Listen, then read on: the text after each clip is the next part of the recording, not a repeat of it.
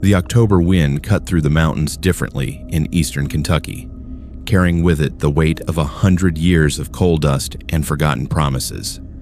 I had driven back to Harlan County for the first time in 8 years, watching the landscape change from the manicured suburbs I now called home to these hollows where civilization seemed to fray at the edges. My grandmother had died 3 weeks earlier at the age of 92, leaving me her house on Copperhead Ridge and the burden of deciding what to do with a lifetime of accumulated memories. I was 29 years old, recently laid off from the mining equipment company where I had worked since college, and in no position to refuse even a modest inheritance. The house sat at the edge of what used to be a town of 3,000 people, back when the mines were running full tilt. Now maybe 400 souls remained, scattered among the boarded-up storefronts and collapsing company houses that lined Main Street like tombstones, marking the death of an era. I pulled into the gravel driveway as the afternoon light began its quick fade behind the ridgeline. The house was exactly as I remembered it from childhood visits. A 2-story clapboard structure painted white sometime in the distant past, now weathered to a gray that matched the November sky. My grandmother had lived alone here for the last 30 years, ever since my grandfather died in a roof collapse at mine number 7. The key was where the lawyer said it would be, under the 3rd flower pot on the porch, and the door opened with the same creak I remembered from being a kid. The smell hit me immediately. That particular combination of old wood, mothballs, and the lavender sachets my grandmother kept in every drawer and closet. I spent that first afternoon doing what executors do, opening windows to air the place out, checking for water damage and structural issues, making mental notes about what could be sold and what would need to be hauled to the dump. The furniture was all Depression-era stuff, heavy and dark. The kind that takes 3 men to move and nobody wants anymore. But tucked into corners and stacked on shelves were the things that made a house a home. Photographs in frames showing my grandfather as a young man, before the mines had bent his back and filled his lungs with silica. My mother as a girl, standing in front of this very house before she left for nursing school and never came back except for obligatory holiday visits. Me at maybe 5 years old, grinning gap-toothed on my grandmother's lap. I found the newspaper clippings on the second day while sorting through a roll-top desk in what my grandmother had called her sitting room. They were organized in manila folders, each one labeled with a year: 1982, 1984, 1987, 1991. Inside were articles clipped from the local paper, some yellowed and brittle, others more recent and printed from online sources. All of them had the same theme: missing persons. Thomas Hensley, age 34, last seen leaving the Miners Club on a Friday night in February of 1982. Disappeared without a trace. Truck found abandoned at the old number 9 entrance. Sarah Collins, age 28, failed to show up for her shift at the hospital in 1984.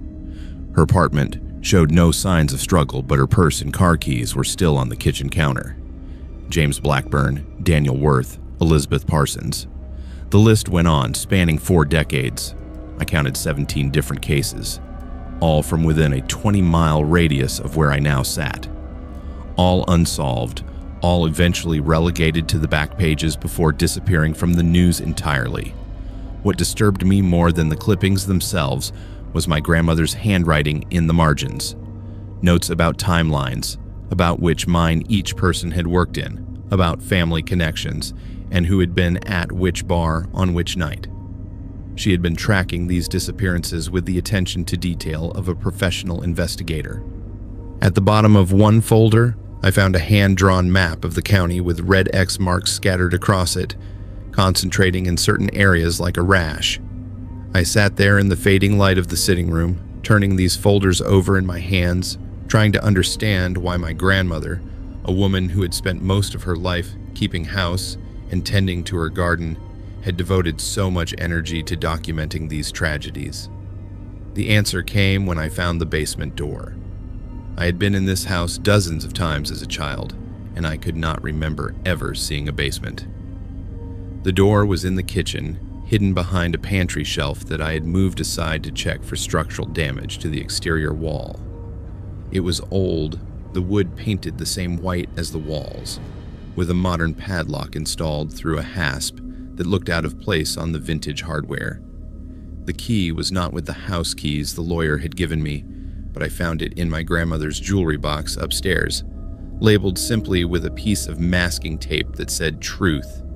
My hands were shaking as I unlocked it, though I could not have said why. The stairs were steep and narrow, the kind that were common in houses from this era, and they creaked under my weight as I descended into darkness. I found a pull string at the bottom and yanked it, illuminating a single bulb that cast harsh shadows across a space that was larger than I expected. The basement ran the full length of the house, with a ceiling so low I had to duck in places where the floor joists sagged. But what made my breath catch was what filled it. Boxes. Dozens of them, maybe 50 or more, stacked along the walls and arranged in rows down the center of the space. Each box was labeled with a name, and as I moved closer, I recognized them. Thomas Hensley, Sarah Collins, James Blackburn, every name from the newspaper clippings upstairs had a corresponding box down here. I opened the nearest one with hands that had gone numb despite the basement's musty warmth. Inside was a woman's jacket, carefully folded and sealed in a plastic bag, a pair of glasses, a work badge from the mining company, a wallet with credit cards and a driver's license. Elizabeth Parsons stared at me from the photo, young and smiling, frozen at age 31 forever. I stumbled backward and nearly fell, catching myself on another stack of boxes. This was evidence. This was evidence from unsolved disappearances. Evidence that should have been in police custody or returned to grieving families. What was it doing in my grandmother's basement? How had she gotten it? And more importantly, why had she hidden it here? I spent the next 2 hours opening boxes at random, finding the same pattern repeated.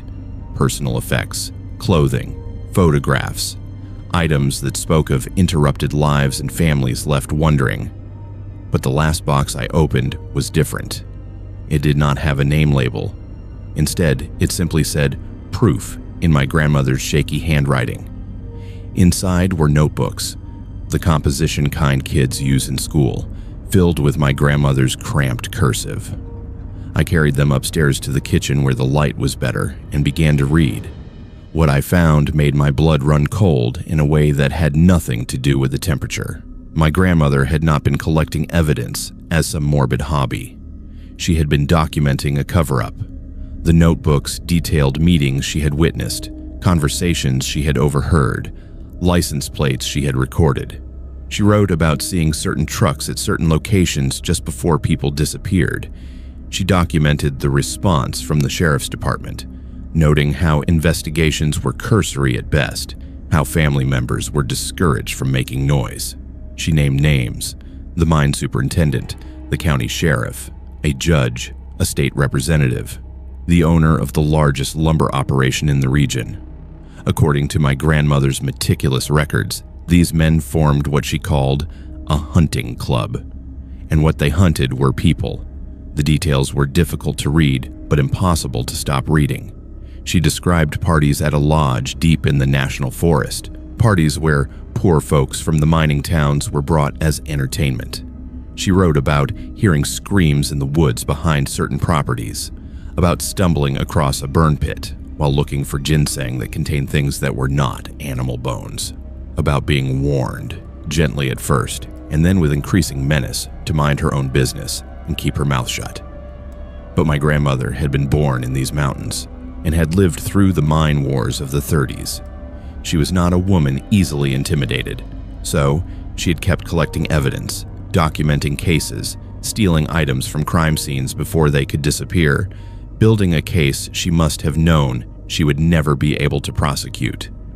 The last entry was dated 2 months before her death.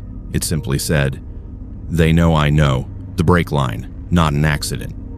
My grandmother's death had been ruled an accident, her car going off the mountain road in a location known for tricky curves.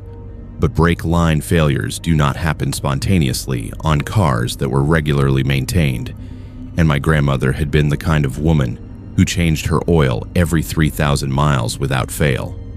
I sat in that kitchen as darkness filled the windows, holding evidence of crimes that spanned 4 decades, and tried to decide what to do. The smart thing would be to load everything into my car and drive to the state police barracks 2 counties over. But even as I thought it, I heard the truck. It came up the driveway slowly, gravel crunching under heavy tires, and stopped just short of the porch.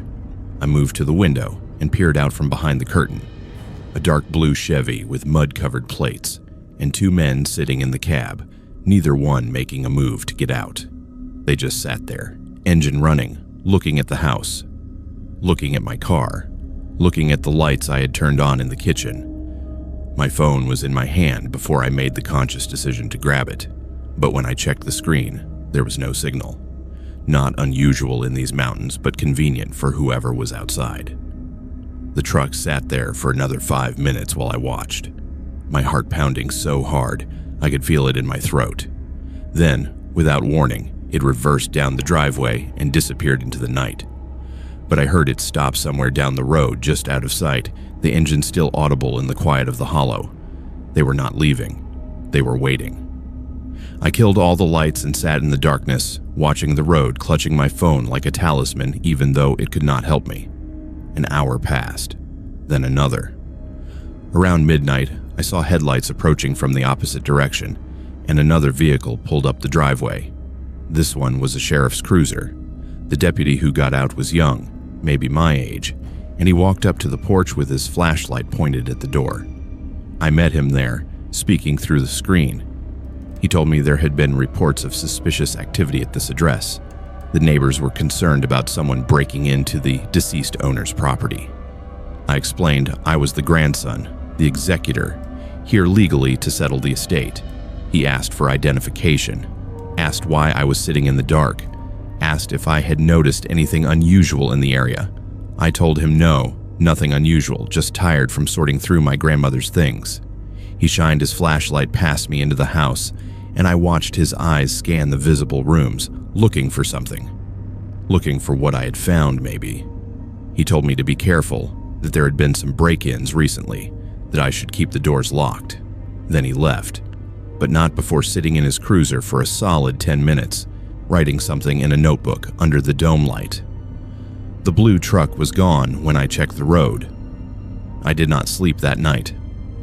Instead, I loaded the most important notebooks into my backpack, along with several pieces of evidence from the boxes. I hid them in my car's spare tire well. Then I waited for dawn, left the house without bothering to lock it, and drove straight through to the state police barracks in Jenkins, a town far enough away that I hoped it might be outside the reach of whatever network existed here. The trooper who took my report was professional, thorough, and deeply skeptical, but he took notes, looked at the evidence I had brought, and assured me they would investigate. 2 days later, I returned to my grandmother's house with a state police escort to retrieve the rest of the evidence. The basement was empty. Every box, every notebook except the ones I had hidden, every shred of proof that my grandmother had collected over 4 decades, it was all gone. The padlock had been cut, the door stood open. Even the dust patterns on the floor had been swept clean. The state police photographed the scene, dusted for prints, found nothing. The trooper asked if I was sure about what I had seen, if maybe the stress of my grandmother's death had me confused. I showed him the notebooks I'd saved, and he admitted those were real. But without the physical evidence to back them up, there was nothing to investigate. He filed it under suspicious activity, said they would keep the notebooks for their records, then suggested I might want to finish settling the estate quickly and return to wherever I had come from. I sold the house to a developer for half what it was worth, left most of my grandmother's belongings for the county to dispose of, and was back in my apartment in Lexington within a week. The notebooks disappeared from state police evidence 3 months later, destroyed in what was officially called a records room fire. But I still have photographs of every page, stored in 3 different cloud accounts under false names. And sometimes late at night, I search for news from Harlan County, there have been 2 more disappearances in the 3 years since my grandmother died. The investigations are ongoing, but nobody expects them to be solved. Nobody except me, and I am too afraid to go back. The rental cabin sat at the end of a dirt road that had not seen maintenance in what looked like a decade, 15 miles from the nearest neighbor, and another 20 beyond that to anything resembling a town. I'd found it on one of those websites that specializes in remote properties for people looking to escape the noise of civilization, and the price reflected just how far from everything it really was. Late September in West Virginia still carried the warmth of summer during the day, but the nights came cold and fast once the sun dropped behind the ridgeline. I am 26 years old, a freelance sound engineer who spends most of my time in cities, recording bands and editing podcasts, but this trip was different. I had pitched a project to a nature sound library company. 2 weeks of isolation recording the ambient sounds of Appalachian wilderness. Bird calls, wind through different types of trees, water over rocks, the sounds that people use for meditation apps and sleep machines without ever thinking about where they come from. The cabin was perfect for my needs. No electricity meant no hum from refrigerators or HVAC systems. No neighbors meant no dogs barking or cars passing. Just me, my battery-powered recording equipment, and miles of forest in every direction. I spent the first 3 days establishing a routine. Wake at dawn to catch the morning bird chorus. Hike to different locations with my portable rig. Set up stationary recorders in promising spots, and return hours later to collect them. The quality of what I was capturing exceeded my expectations. I had clear recordings of wood thrushes, the distant drumming of pileated woodpeckers, even what I was pretty sure was a bobcat screaming in the night. By day 4, I had nearly 40 hours of usable material and was already planning my next trip to a different location.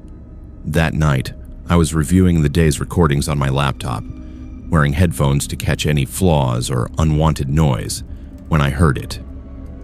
At first, I thought it was interference, maybe from the recording device itself, or some kind of electrical issue with the batteries. It was a low-frequency hum, barely perceptible, that appeared suddenly at the 3-hour and 12-minute mark of a recorder I had left running near a creek bed. I isolated the frequency and amplified it, and what I heard made me pull the headphones off and check the windows like someone might be standing outside. Voices. Multiple voices speaking in what sounded like English, but played backwards. I've worked with audio for 8 years.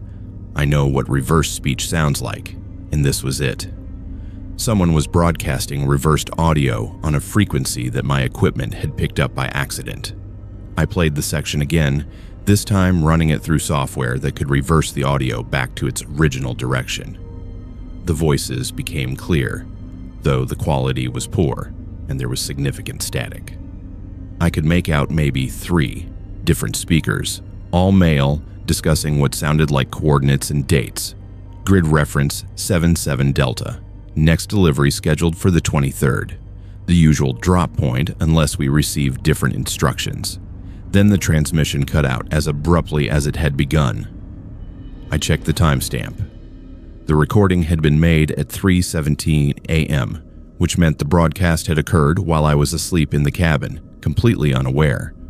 I went back through my other recordings from previous nights searching for the same frequency and found it. Every night at almost exactly 3:00 a.m., the broadcast appeared, always lasting between 8 and 15 minutes. Always in that same reversed format. Whoever was transmitting did not want casual listeners to understand what was being discussed.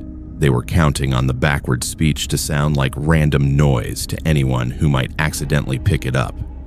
The next night, I stayed awake and set up 3 different recorders in various locations around the property, trying to triangulate where the signal was strongest. At 2:45 a.m., I was sitting on the cabin's porch with my headphones on, monitoring all 3 feeds simultaneously.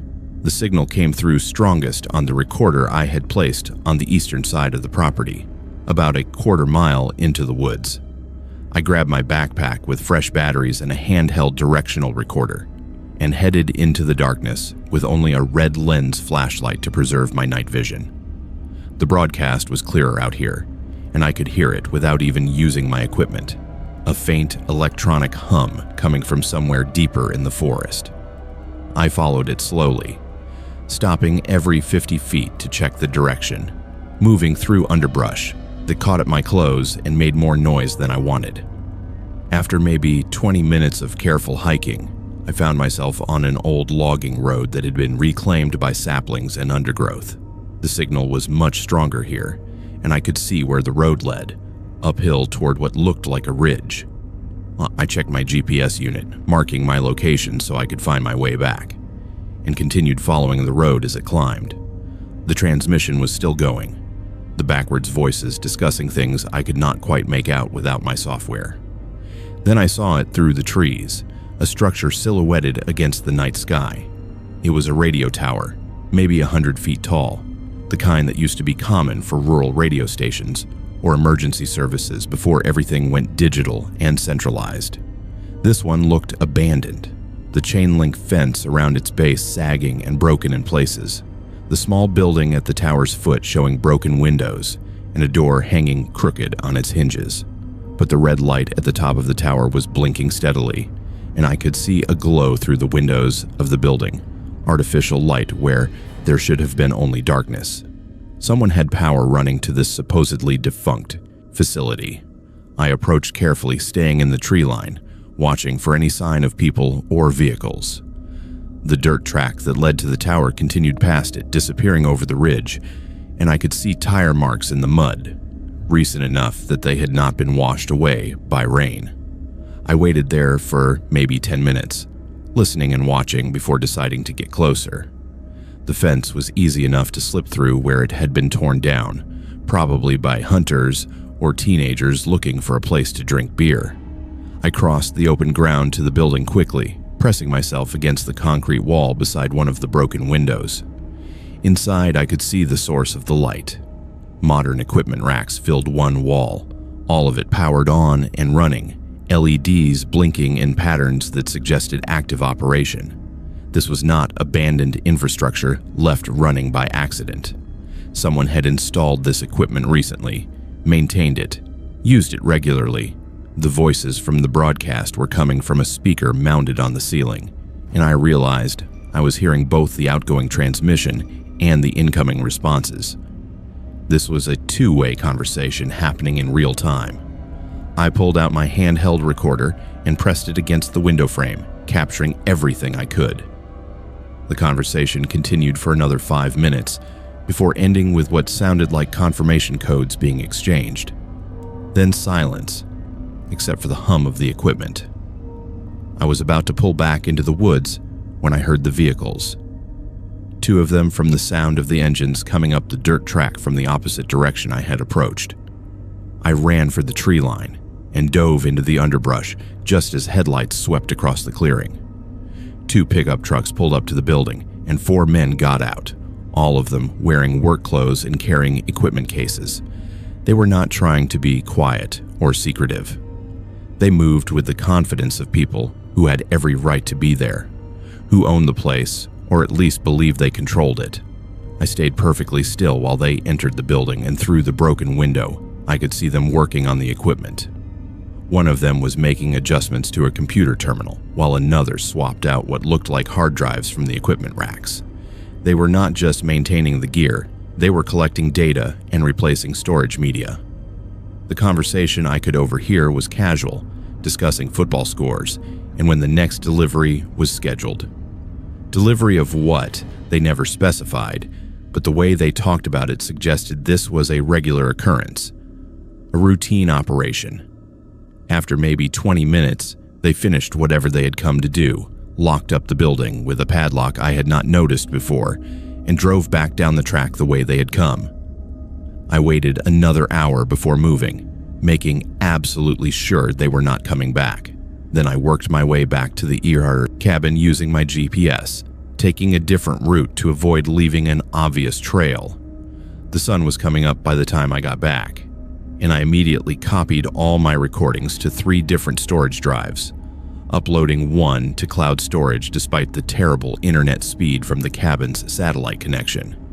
I spent that day trying to decide what to do with what I had found. The logical choice was to contact authorities, report an illegal broadcast operation, let them investigate. But something about the casual nature of those men, the way they had moved with complete confidence on what should have been government or private property, made me hesitate. This was not some kids pirating radio frequencies for fun. This was organized, well-funded, and operating in one of the most remote areas of the state. I decided to document more before going to authorities to build a stronger case. That night, I hiked back to the tower with better equipment, including a camera with a telephoto lens. The broadcast started right on schedule, and I recorded it while taking photos of the building, the tower, the equipment visible through the windows. I was setting up for a long exposure shot when I heard something that made my blood freeze. My name. One of the voices on the broadcast said my name. Sophie Andrews, operating out of the Bartlett rental property, arrived September 18th. Scheduled departure, October 2nd. They knew who I was, where I was staying, how long I had been there. The voice continued, describing my vehicle, my equipment, the project I was supposedly working on. Then another voice responded, asking if I was a problem. The first voice said, probably not, but they would monitor the situation. If I made contact with authorities, they would know. They had someone inside the sheriff's department, maybe more than one person. I packed my equipment with shaking hands and got out of there as quickly as I could while still being quiet. Back at the cabin, I loaded everything I owned into my car. I did not bother with the rental agreement or notifying the property owner. I just left, driving through the darkness on those terrible dirt roads until I hit pavement, then continuing straight through until I reached the interstate. I did not stop until I was 3 states away, at a rest area in Maryland, where I finally felt safe enough to breathe. The recordings were still on my storage drives, backed up to the cloud, and I spent a day in a hotel room organizing everything, editing together the clearest examples of the broadcasts, compiling my evidence. Then I called the FBI field office in Charleston, West Virginia, explained what I had found, and sent them everything digitally. They took my report seriously, opened an investigation, assigned an agent to the case. I provided coordinates for the tower, descriptions of the men I had seen, copies of all my recordings. 2 weeks later, the agent called me back. They had rated the tower location based on my information, found it exactly where I said it would be. But the building was empty, all equipment removed, no sign of recent activity. They checked property records and found the tower had been decommissioned 8 years earlier, sold to a private party who claimed to have no knowledge of any broadcasts. The agent said they would keep investigating, but without physical evidence. There was not much they could do.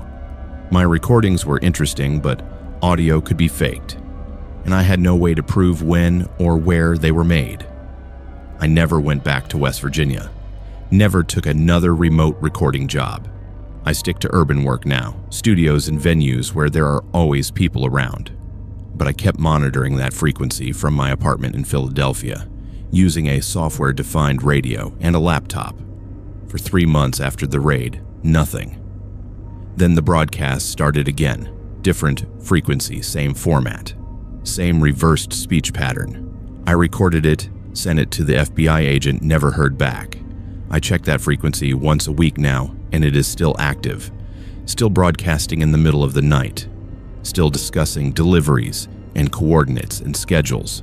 I have tried to triangulate the new location using signal strength reports from other software-defined radio operators around the country, but whoever is running this operation moves the equipment regularly, never broadcasting from the same place twice in a row. I did find something interesting when I went back through my original recordings from that first night, before I knew what I was listening for, before I understood what I had stumbled onto. There was a section where the reversed speech was particularly clear, and when I played it forward, One of the voices said something that I did not catch the first time. "We have been operating in these mountains for 23 years. The authorities know we are here. They just do not care." I think about that a lot, about how many people might have stumbled onto that signal over 2 decades, about whether any of them reported it and what happened to them afterwards, about the fact that I gave the FBI exact coordinates and they found nothing. Not because there was nothing to find, but because someone made sure it was cleaned up before they arrived. I still have the recordings, all of them, stored in multiple locations, shared with people I trust. If something happens to me, they will know what to do with them. But I am not optimistic anything will come of it. Some things in those mountains are meant to stay hidden, and the people who hide them have resources I can barely imagine. The North Carolina backcountry in mid-October exists in that perfect window, where the heat has broken but the deep cold has not yet settled into the hollows. I am 31 years old, a wildlife biologist with the state's Natural Resources Division, and I had been conducting a black bear population survey in one of the most remote sections of the Pisgah National Forest. This particular tract covered roughly 40,000 acres of mountainous terrain, most of it accessible only by foot, and my assignment was to spend 5 days backpacking through designated survey routes while documenting bear activity through tracks, scat analysis, and trail camera deployment. The work was solitary by design, requiring silence and patience that multiple people could not maintain, and I had done similar surveys a dozen times over the past 6 years without incident. This trip started no differently than the others. I parked my truck at the end of Forest Service Road 479, shouldered my 60-pound pack loaded with camera equipment, sample collection supplies, and 5 days of food, and started hiking into country that most people would never see.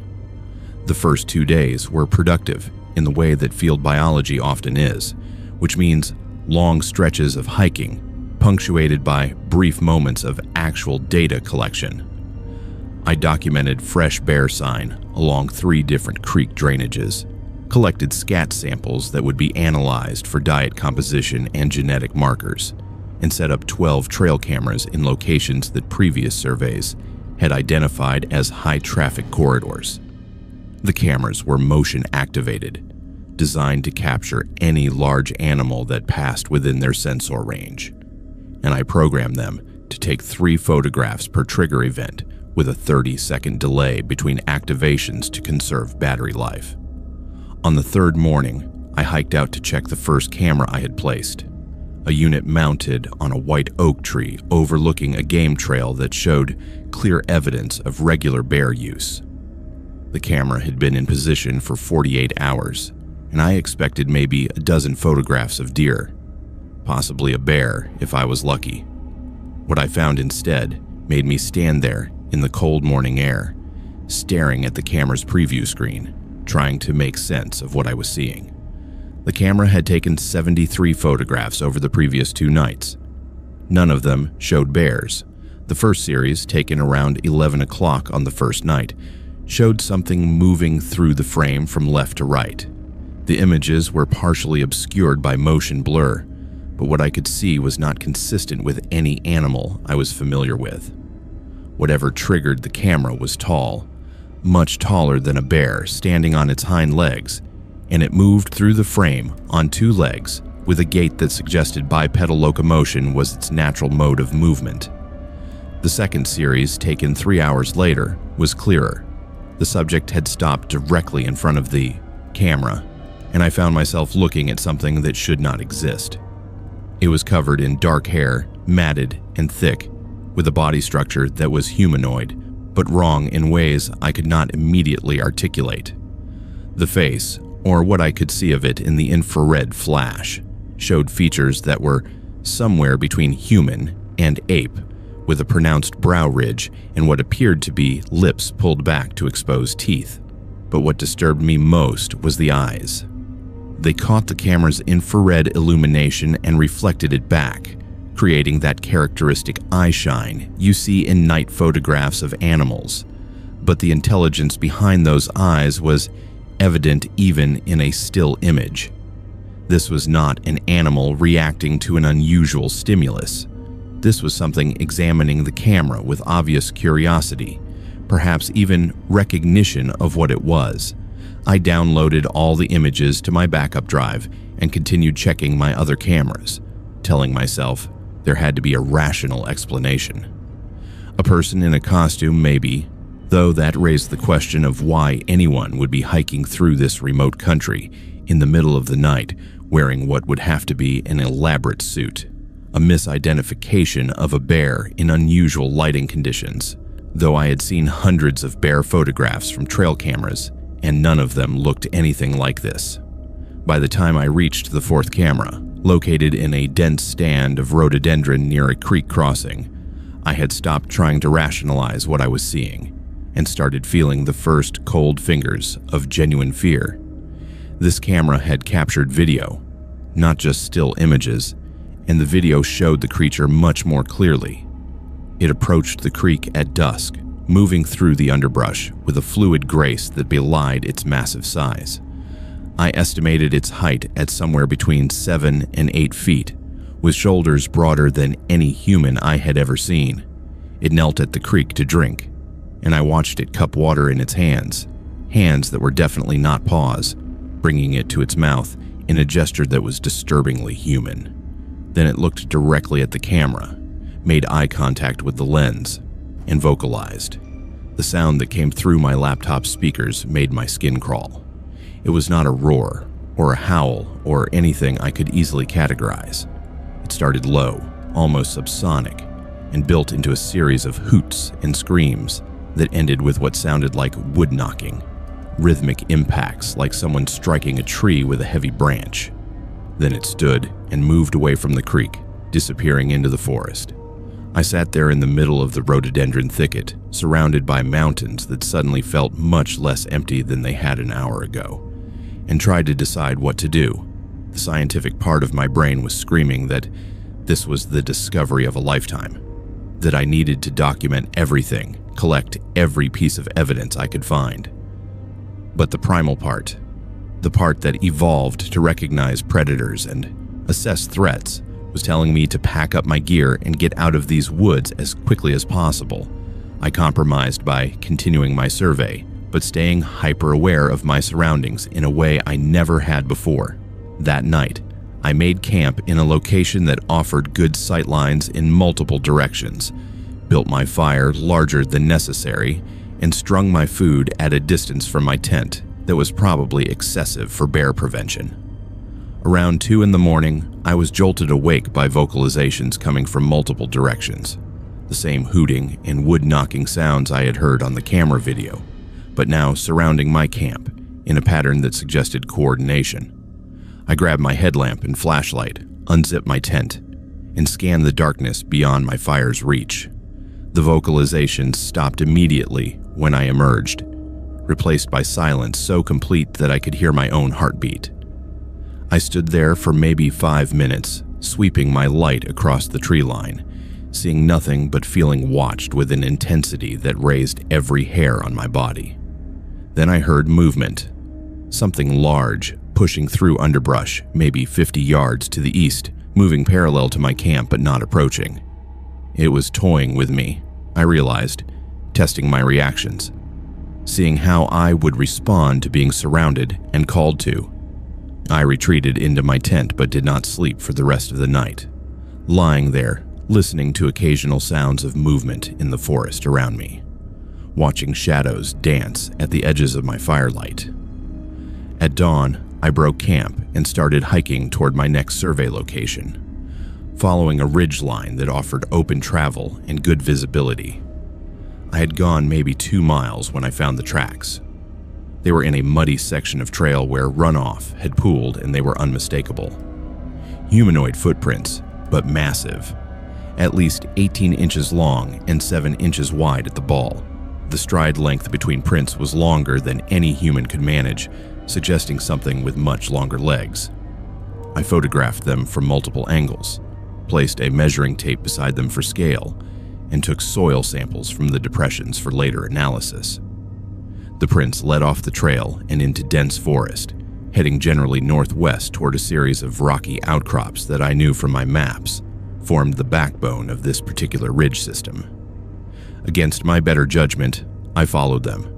The tracks were easy to read in the soft forest floor, and whoever or whatever left them had not been trying to hide their passage.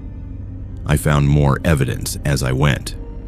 Trees that had been stripped of bark at a height of 7 or 8 feet, branches broken and twisted in ways that suggested incredible strength.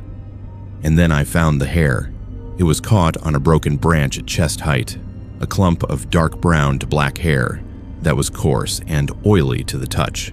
I sealed it in a sample bag, already planning how I would get it analyzed without revealing where it came from, or what I suspected it might be. That was when I heard the vocalization again, much closer this time, maybe 100 yards ahead. It was the same hooting call, but now it had a quality to it that sounded almost like words, like language I could not quite understand. I froze, every instinct telling me to run, but knowing that running was exactly the wrong thing to do. Then I saw it. It was standing in a small clearing between 2 large boulders, and in the daylight, I could see details that the trail camera images had not captured. The face was more human than ape, with a broad nose and lips that were clearly defined. The eyes were deeply set beneath that prominent brow ridge, and they were watching me with an expression I can only describe as curious. We stood there, maybe 75 yards apart, for what felt like an eternity, but was probably less than a minute. Then it did something that made my blood run cold. It mimicked my posture.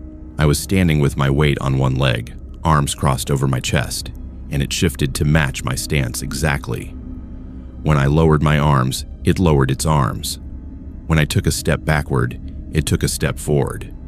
It was studying me, learning my movements, showing me that it understood what I was and could predict what I might do. I did not run. I did not scream. I slowly, carefully turned and walked back the way I had come, fighting every urge to look over my shoulder, to break into a sprint, to do anything that might trigger a chase response. I made it maybe 50 steps before I heard it following. Not chasing, but following, matching my pace, staying parallel but slightly behind, like a wolf shadowing prey. That walk back to the main trail was the longest of my life. The entire way, I could hear it keeping pace, occasionally vocalizing in a pattern that almost sounded like communication, like it was calling to others in the area. When I finally reached the trail and started descending toward where I had left my larger pack cached, the sound stopped. I risked a look back and saw nothing but forest, but I knew it was still there, still watching. I abandoned my survey plan and hiked the 12 miles back to my truck in just over 4 hours, pushing myself to the point of exhaustion, stopping only long enough to collect the trail cameras I had already deployed. I did not go back for the ones I had not yet checked. Did not try to complete the survey routes I had been assigned. I just got out of those mountains as fast as my legs could carry me. The creature shadowed me for the first 6 or 7 miles, keeping pace through the forest at a distance, never letting me see it directly but making sure I knew it was there. Then, as I descended into lower elevations where the forest gave way to managed timber stands and old logging roads, it stopped following. I reached my truck just as full darkness fell, threw my gear in the back, and drove straight to the district office without stopping. My supervisor was skeptical when I submitted my report, asked me to review my findings, suggested that perhaps the stress of solo fieldwork had led to some misidentifications, recommended I take a few days off before we discuss next steps. But I had the photographs, the video, the hair samples. I sent them to a colleague at the state university who specialized in DNA analysis, asked him to run the samples without telling him where they came from or what I suspected they might be. The results came back 3 weeks later. Unknown primate, he told me. Genetic markers consistent with human DNA, but with significant variations that did not match any known hominid species. He asked where I had collected the samples and whether there were more available. I told him I did not remember the exact location and that I had been unable to return to collect additional material. He dropped it after that. But I could tell he did not believe me. The university refused to publish any findings based on my photographs and video, citing concerns about authenticity and the possibility of hoaxing. My supervisor reassigned me to office work, evaluating reports submitted by other field biologists, conducting literature reviews, attending meetings. He never said it directly, but the message was clear. I had become unreliable, someone who saw things in the woods that did not exist, someone who could not be trusted to produce objective scientific data. I transferred to the genetics lab 6 months later, took a pay cut to work at a desk analyzing samples other people collected in the field. I have not been back to those mountains, have not spent a night in the wilderness since, but I stay in contact with other researchers, the ones who operate outside official channels, who collect data on creatures that science refuses to acknowledge. There is a network of us sharing photographs and audio recordings, documenting encounters that our employers and institutions tell us never happened. The samples I collected are still in storage, preserved and cataloged, waiting for the day when someone with more resources and less to lose decides to pursue the evidence where it leads. I check the news from that county regularly, looking for reports of missing hikers or unusual animal sightings. There have been 3 people who disappeared in that area over the past 4 years. All experienced outdoorsmen. All vanished without a trace. The search and rescue teams find nothing, and eventually the families stop hoping for answers. I think about that creature watching me from between those boulders, how it mimicked my movements, how it followed me for miles through terrain it knew better than I ever could. And I wonder how many others it has watched, how many it has followed, and whether any of them made it out of those mountains alive. The abandoned psychiatric facility known as Riverview Wellness Center sat 3 miles up a fire road that had not been maintained since the state closed the place down in 1987. I am 34 years old, an urban explorer and photographer who documents forgotten structures across the eastern United States, and Riverview had been on my list for 2 years before I finally made the trip. Built in the 1920s, during an era when mental health treatment meant isolation and institutionalization, the facility sprawled across 40 acres of Tennessee mountain forest, a collection of brick buildings connected by covered walkways that had long since collapsed under the weight of weather and neglect.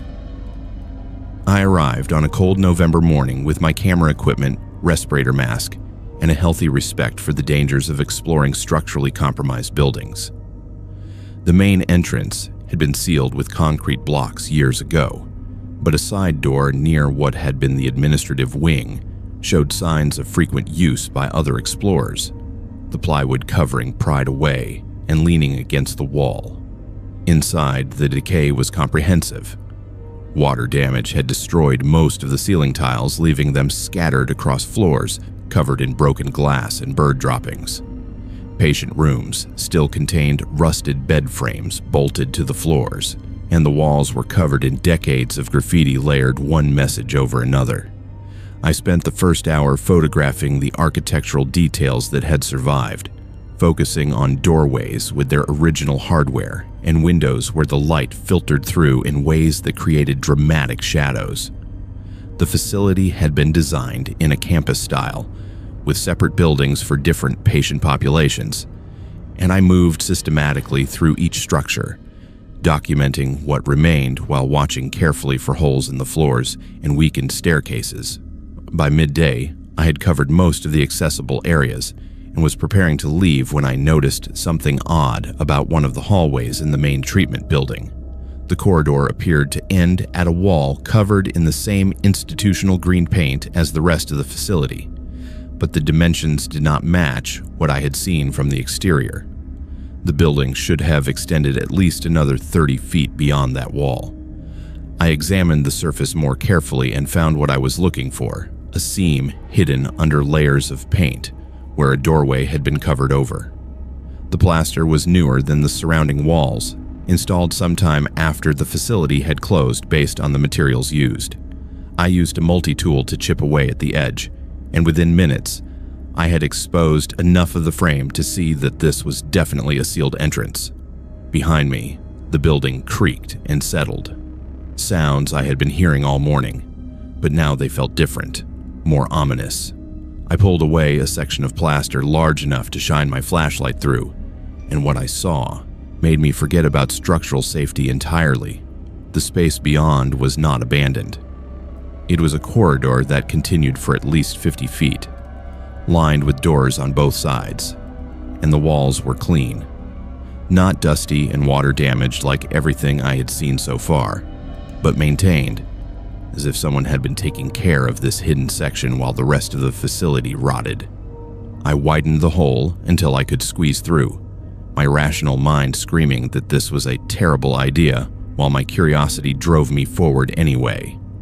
The air on the other side smelled different, less musty, with an underlying chemical odor that reminded me of hospitals. The doors along the corridor were newer than the building, installed within the last decade based on their design, and each had a small window at eye level reinforced with wire mesh. I looked through the first window and saw a room furnished with a bed, a chair, and a small table. The bed had linens on it, rumpled as if recently used, and there were personal items on the table that I could not quite make out in the dim light. The second room was similar but showed more signs of recent occupation. Food wrappers on the floor, a plastic water bottle on the table, and what looked like a blanket folded at the foot of the bed. Someone was living in this sealed section of an abandoned psychiatric facility. Someone had gone to great lengths to hide this wing from casual explorers and had been maintaining it for purposes I could not begin to guess at. I photographed everything, moving quickly now, aware that whoever was responsible for this could return at any moment. The corridor ended at a stairwell that descended into darkness, and against every instinct of self-preservation, I followed it down. The basement level was divided into larger rooms that must have been treatment areas when the facility was operational. I found one room set up as a medical examination space with a table, stirrups, and cabinets full of supplies that were definitely not from the 1980s. Another room contained filing cabinets filled with patient records, except these records were dated from the past 5 years and documented treatments that made my stomach turn. Electroshock therapy without anesthesia, experimental drug protocols, surgical procedures performed without proper licensing or oversight. The patients, if you could call them that, were identified only by numbers, but the intake notes suggested they were homeless individuals, people without families to report them missing, perfect victims for whatever was happening here. I was photographing a page of particularly disturbing notes when I heard the sound that changed everything.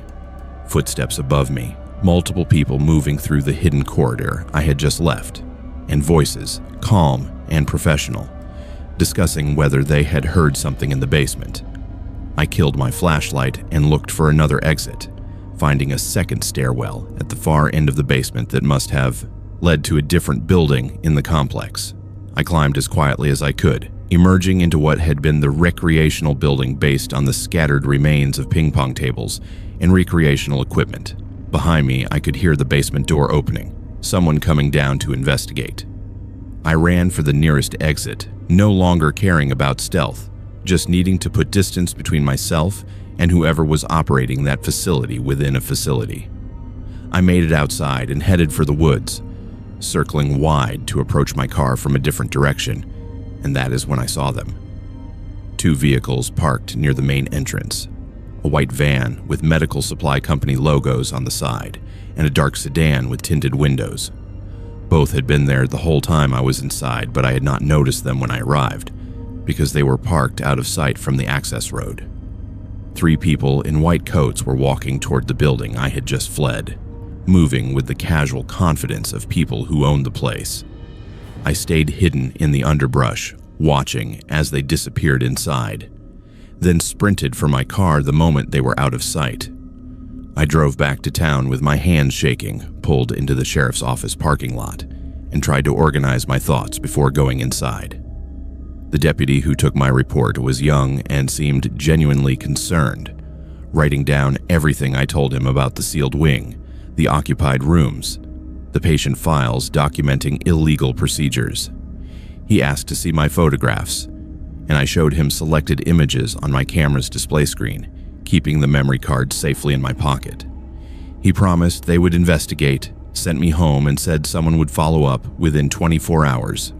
I waited 3 days before calling back, was told the investigation was ongoing, waited another week before driving back to the site myself.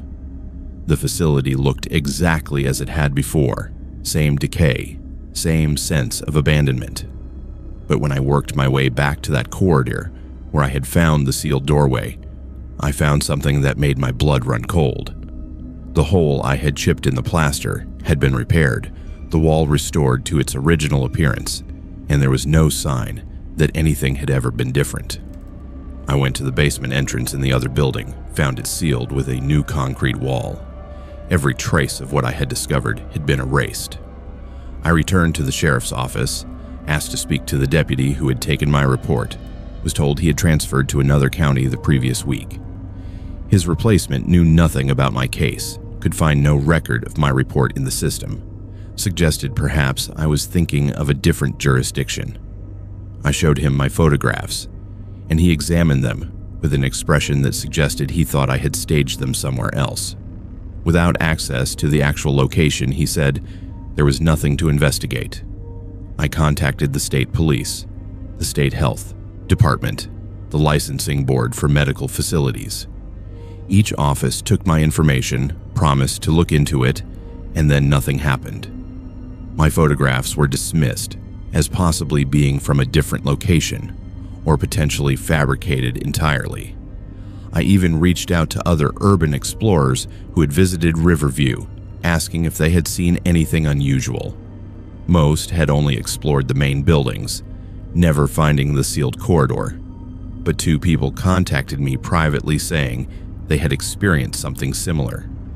One had found evidence of recent activity in a different section and had been threatened when they reported it. The other had turned over information to authorities and watched it disappear into bureaucratic black holes. 6 months after my exploration, I developed a problem that I initially dismissed as coincidence, but have since come to recognize as something more sinister: panic attacks. Severe ones that appear without warning and leave me unable to function for hours at a time.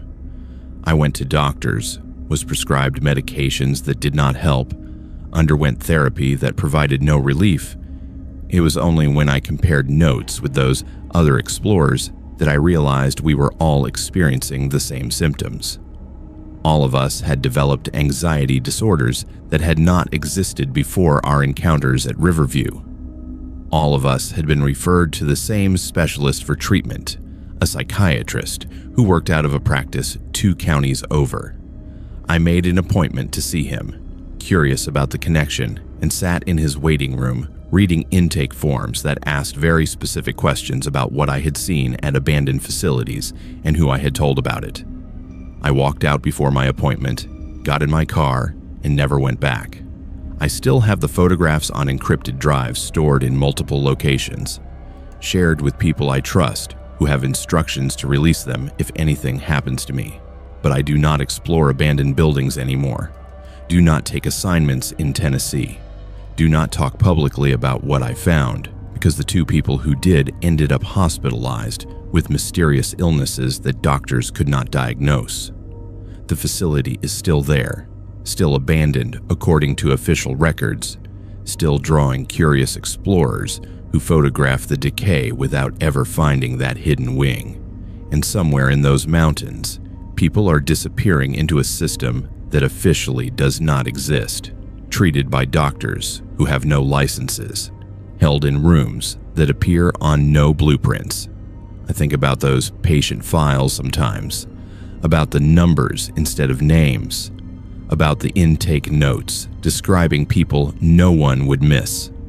And I wonder how many facilities like Riverview exist in isolated locations across these mountains.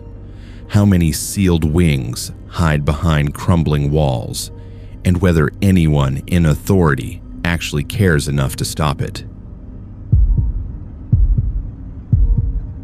The August heat in rural Virginia has a particular weight to it, pressing down on everything like a physical presence that makes breathing feel like work.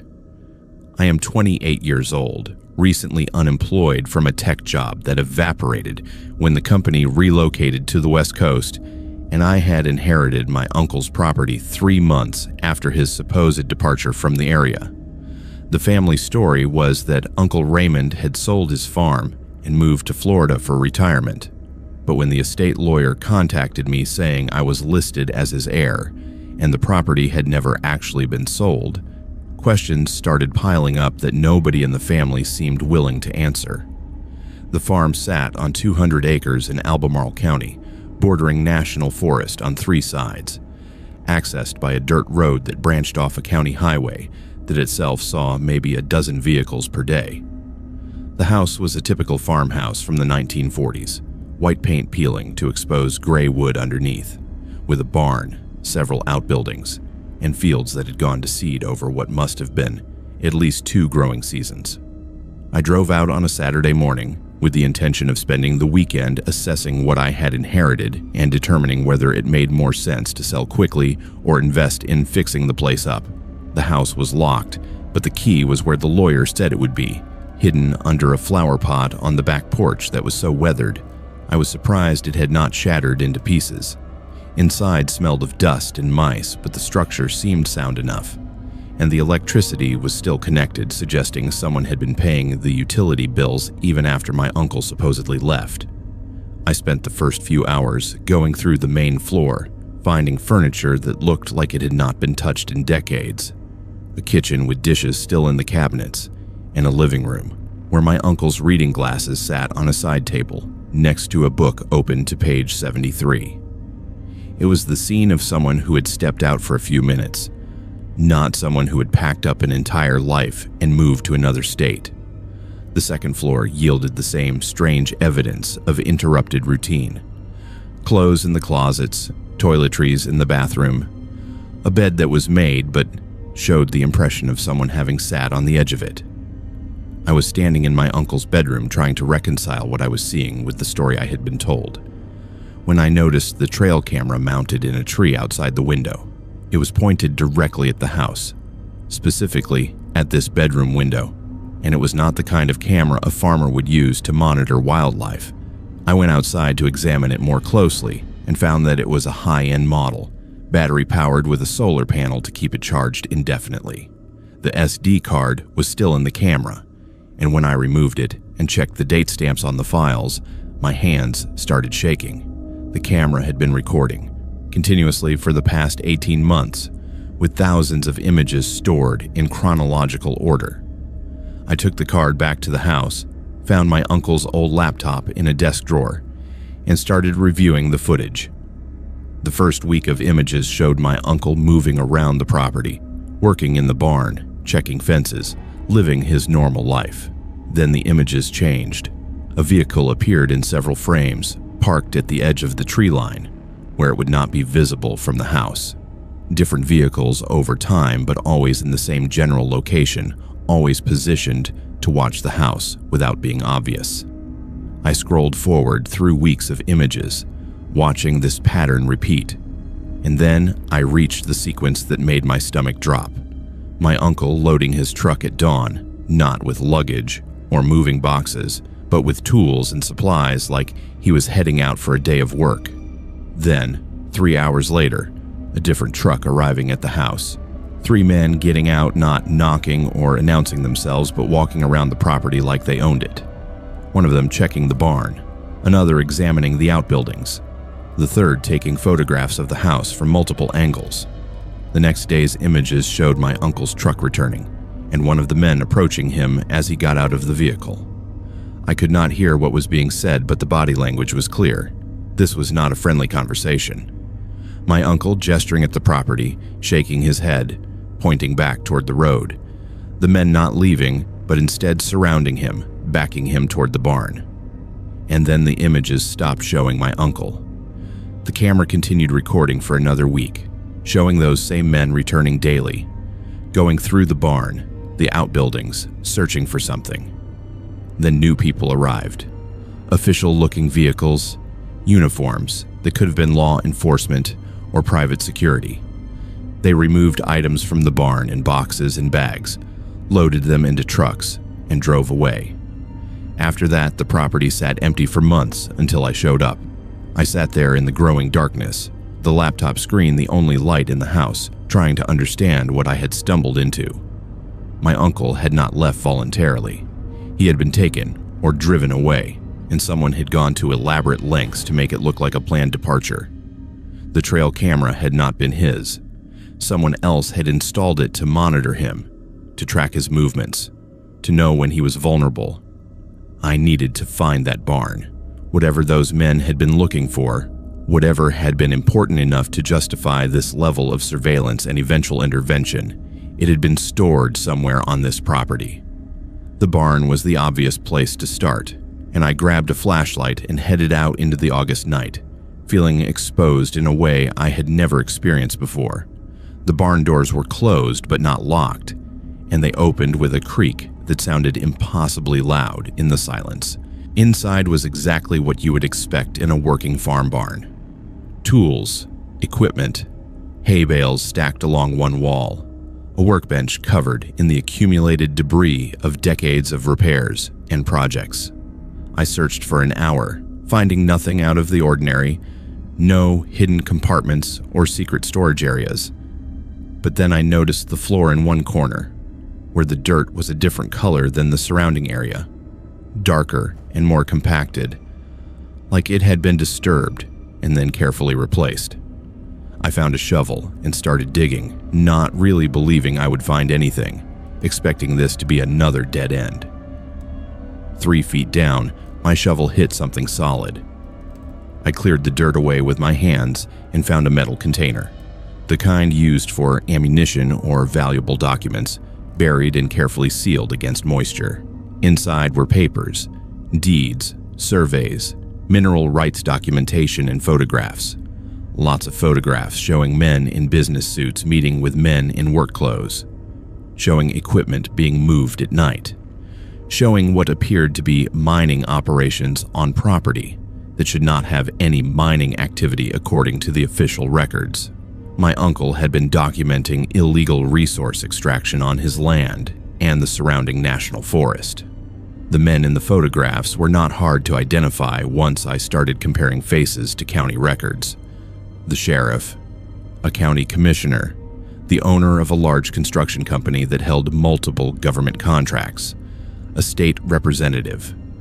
They were part of a network that was stealing timber, mining minerals without permits, and using their positions to cover their tracks. My uncle had evidence of everything, and it had gotten him disappeared. I was standing in that barn, holding proof of crimes that went all the way to the state level, and I suddenly understood why the family story had been so vague, why nobody wanted to talk about where Uncle Raymond had really gone. They knew. Maybe not the details, but they knew enough to be scared, enough to accept the lie about Florida and not ask questions that might bring attention to themselves. I reburied the container, smoothed the dirt to look undisturbed, and went back to the house to think. The logical move was to take this to authorities, but my uncle had probably tried that, and it had ended with him vanishing. The people involved had resources and connections I could not hope to match, but I could not just leave it alone either. Could not let my uncle disappear without anyone knowing why. I spent the rest of the night copying those documents, photographing every page, uploading everything to multiple cloud storage accounts under false names. Then I did something that was either very smart or incredibly stupid. I called the county sheriff's office the next morning and reported that I had inherited property from my uncle and wanted to make sure everything was in order legally. Asked if there were any liens or issues with the land I should know about. The dispatcher was polite, took my information, said someone would get back to me. Within 3 hours, I had visitors. Not the sheriff, but 2 of the men from the trail camera images, showing up in a truck that claimed to be from a surveying company. They explained that the county was reviewing property boundaries in the area, that there might be some confusion about where national forest land ended and private property began, that they just needed to walk the property lines to clarify the records. I told them that would be fine, but that I would be coming with them. We spent 2 hours walking the perimeter of the property, and the whole time they were not looking at boundary markers. They were looking at the buildings, at the barn specifically, asking casual questions about whether my uncle had left anything behind, whether I had gone through his possessions yet, whether I had found any paperwork that might clarify the property situation. I played dumb, said I had just arrived, had not really started sorting through anything yet, was probably just going to sell the place and let the new owner deal with any complications. They seemed satisfied with that, left with promises to send me the survey results in a few weeks. But I knew I had made a mistake by contacting the sheriff's office, had announced my presence, and given them reason to pay attention to what I might find. That night, I packed everything important into my car, left the house looking lived in, but took all the evidence I had copied, and drove back to my apartment 4 hours away. I put the property up for sale through a lawyer, priced it to move quickly, and accepted the first offer that came in, even though it was well below market value. The buyer was a shell company that I traced back to the same construction firm whose owner appeared in my uncle's photographs. They bought the property, demolished the buildings within a month, and used the land as a staging area for logging operations in the adjacent national forest.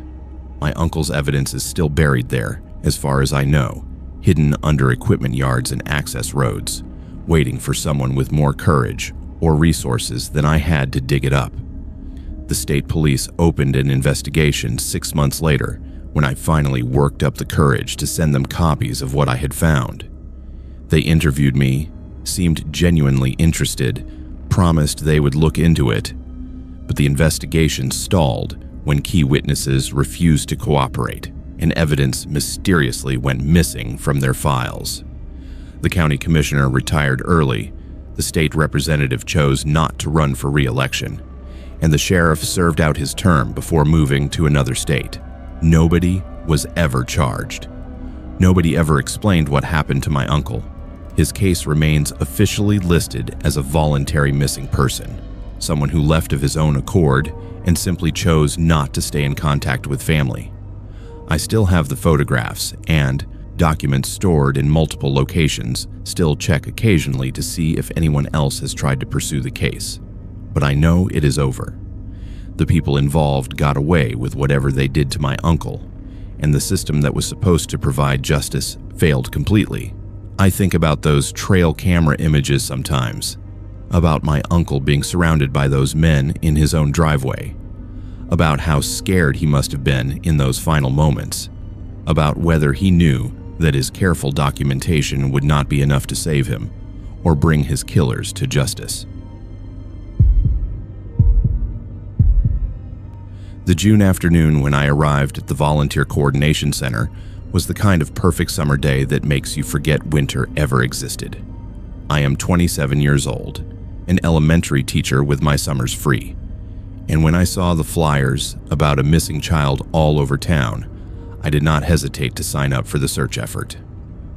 A 9-year-old boy named Ethan had wandered away from his family's campsite in the national forest 2 days earlier, and every available body was needed to cover the vast area where he might have gone. The coordinator at the fire station barely looked at my driver's license before handing me an orange safety vest and assigning me to Search Team 4. We would be covering the northeastern section of the forest, about 2 miles from where Ethan was last seen, walking a grid pattern and calling his name until we either found him or darkness forced us to stop for the day. Our team leader was a retired park ranger named Carl, who moved with the careful deliberation of someone whose joints had spent too many years on mountain trails. The rest of the team was small, just 5 of us total, including a married couple who ran the hardware store downtown and a college student who kept checking his phone until Carl told him to save the battery. We started our search around 9 in the morning, spreading out in a line with maybe 30 feet between each person, close enough to hear each other call out but far enough apart to cover ground efficiently. The forest was thick with undergrowth, the kind that catches at your ankles and makes every step feel twice as hard as it should be. By early afternoon, we had covered maybe 3 square miles, our voices hoarse from calling Ethan's name into a forest that seemed to absorb sound rather than reflect it. Carl had us take a water break near an old logging road, and that is when I heard it. A child crying. The sound was faint at first, almost lost in the rustle of leaves and the distant call of crows. But once I focused on it, there was no mistaking what it was. High-pitched, desperate sobs that sounded exactly like a terrified 9-year-old boy. I grabbed Carl's arm and pointed toward the ridge to our right, but he was already on his radio trying to raise the other search teams, asking if anyone else was hearing what we were hearing. The crying got louder, more urgent, and every maternal instinct I possessed screamed at me to run toward that sound. Carl tried the radio again, got nothing but static, and the hardware store owner's wife started crying herself, saying we had to help that child, that we could not just stand here while he was in distress. I told Carl I was going to check it out, that it was maybe 200 yards up the slope at most, that I would mark my path and yell if I found anything. He shook his head, said protocol was to stay together, to never split the team, but those sobs were tearing through me, like physical pain. I started moving toward the sound before I consciously decided to do it, scrambling up through mountain laurel and loose shale, calling out that I was coming, that everything would be okay. Behind me, I could hear Carl shouting for me to wait, but I was already committed, already pushing through undergrowth that left scratches on my arms and face. The ridge was steeper than it looked from below, and twice I had to grab onto saplings to keep from sliding backward on the loose ground. The crying seemed to move as I climbed, first ahead of me, then slightly to the left, like the child was wandering in circles or trying to find a way down. I kept calling out, telling him to stay where he was, that help was coming, but there was never any response except those heartbreaking sobs. About halfway up, I lost sight of the rest of my team completely, the forest closing in around me until all I could see was trees and undergrowth in every direction. But the crying was clearer now, and I could hear actual words mixed in with the sobs. Please and help, and what sounded like mommy. I pushed harder, my legs burning, thinking about this little boy alone out here for 2 days, probably dehydrated, definitely terrified, maybe hurt. The ridge flattened into a small clearing maybe 30 feet across, and in the center was a tent. Not a camping tent that a family might use, but a small blue nylon tent like you would buy at any discount store, old and faded but still intact. The crying was coming from inside it. I ran toward the tent calling Ethan's name, my voice cracking with emotion and exertion. And then the crying stopped. Just stopped, mid-sob, replaced by silence so complete that I could hear my own heartbeat pounding in my ears. I stood there maybe 10 feet from the tent, suddenly aware of how isolated I was, how far I had come from the safety of the group. I called out again, softer this time, saying it was okay, that I was here to help, that his parents were looking for him. Nothing. No movement from inside the tent, no response at all. The forest around me was equally silent. No birds, no insects, just dead air that felt wrong in a way I could not articulate. I approached the tent slowly, noticing for the first time that the grass around it had been trampled in a perfect circle, like someone had been walking around and around it repeatedly. The zipper was partially open, maybe 6 inches, and through the gap I could see something dark inside. I reached for the zipper, announcing myself again, saying I was with the search party and everything would be okay. My fingers touched the metal pull, and that is when I heard the crying again. But it was wrong. It had a hollow quality to it, a mechanical repetition that my brain finally recognized for what it was, a recording. I yanked the zipper down and stumbled backward, my stomach dropping as I saw what was actually inside the tent. A radio. A small 2-way radio sitting on top of a bunched-up sleeping bag playing that loop of crying. Through its speaker, The same sobs, the same pleas, repeating every 40 seconds in a pattern that was obvious once you knew what to listen for. Someone had recorded a child crying and was broadcasting it from this location. Someone had set up a fake distress call during an actual search for a missing child, and I had fallen for it completely. My mind went blank for a second, unable to process what this meant. What kind of person would do this, and why? Then the implications hit all at once. This was bait. Someone had deliberately lured me up here, away from the group, to this isolated spot where no one could see or hear what happened next. I spun around, scanning the tree line, and that is when I noticed the footprints in the soft dirt. Fresh prints leading from behind the tent in a wide arc, disappearing into the trees directly behind where I was standing. Someone had been here recently, maybe while I was climbing, and could still be watching from the shadows. I reached for my phone with hands that felt like they belonged to someone else, but of course, there was no signal this deep in the forest. The radio in the tent kept playing its horrible loop, and I noticed a piece of paper taped to the radio's back. My first name was written on it. Not my last name, just Grace in careful block letters. Someone knew I would be the one to find this. Someone had been watching our search team, had seen me specifically, had counted on me being the one to break away when I heard the crying. The paper was damp, and when I unfolded it with shaking fingers, there was a single line written inside. "You should have stayed with the others." A branch snapped somewhere behind me, not far, maybe 20 feet into the trees. I dropped the radio and ran, not back the way I had come, but down the other side of the ridge, putting distance between myself and that tent, between myself and whoever was in those woods. Another snap, this time to my left, and I realized with perfect clarity that I was being herded, pushed in a specific direction toward some predetermined destination.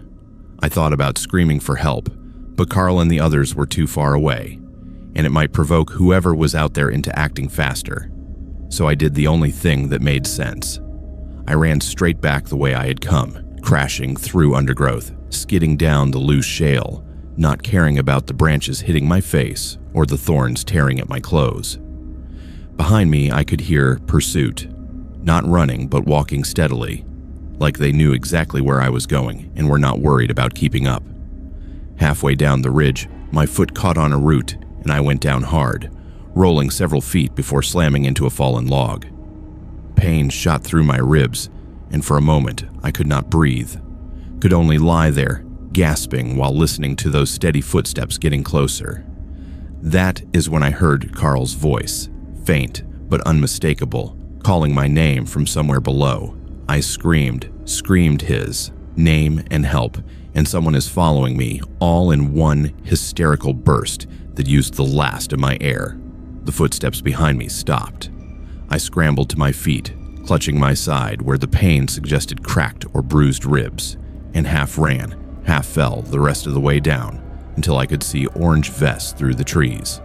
Carl was climbing toward me with the college student right behind him, both of them wide-eyed and breathing hard.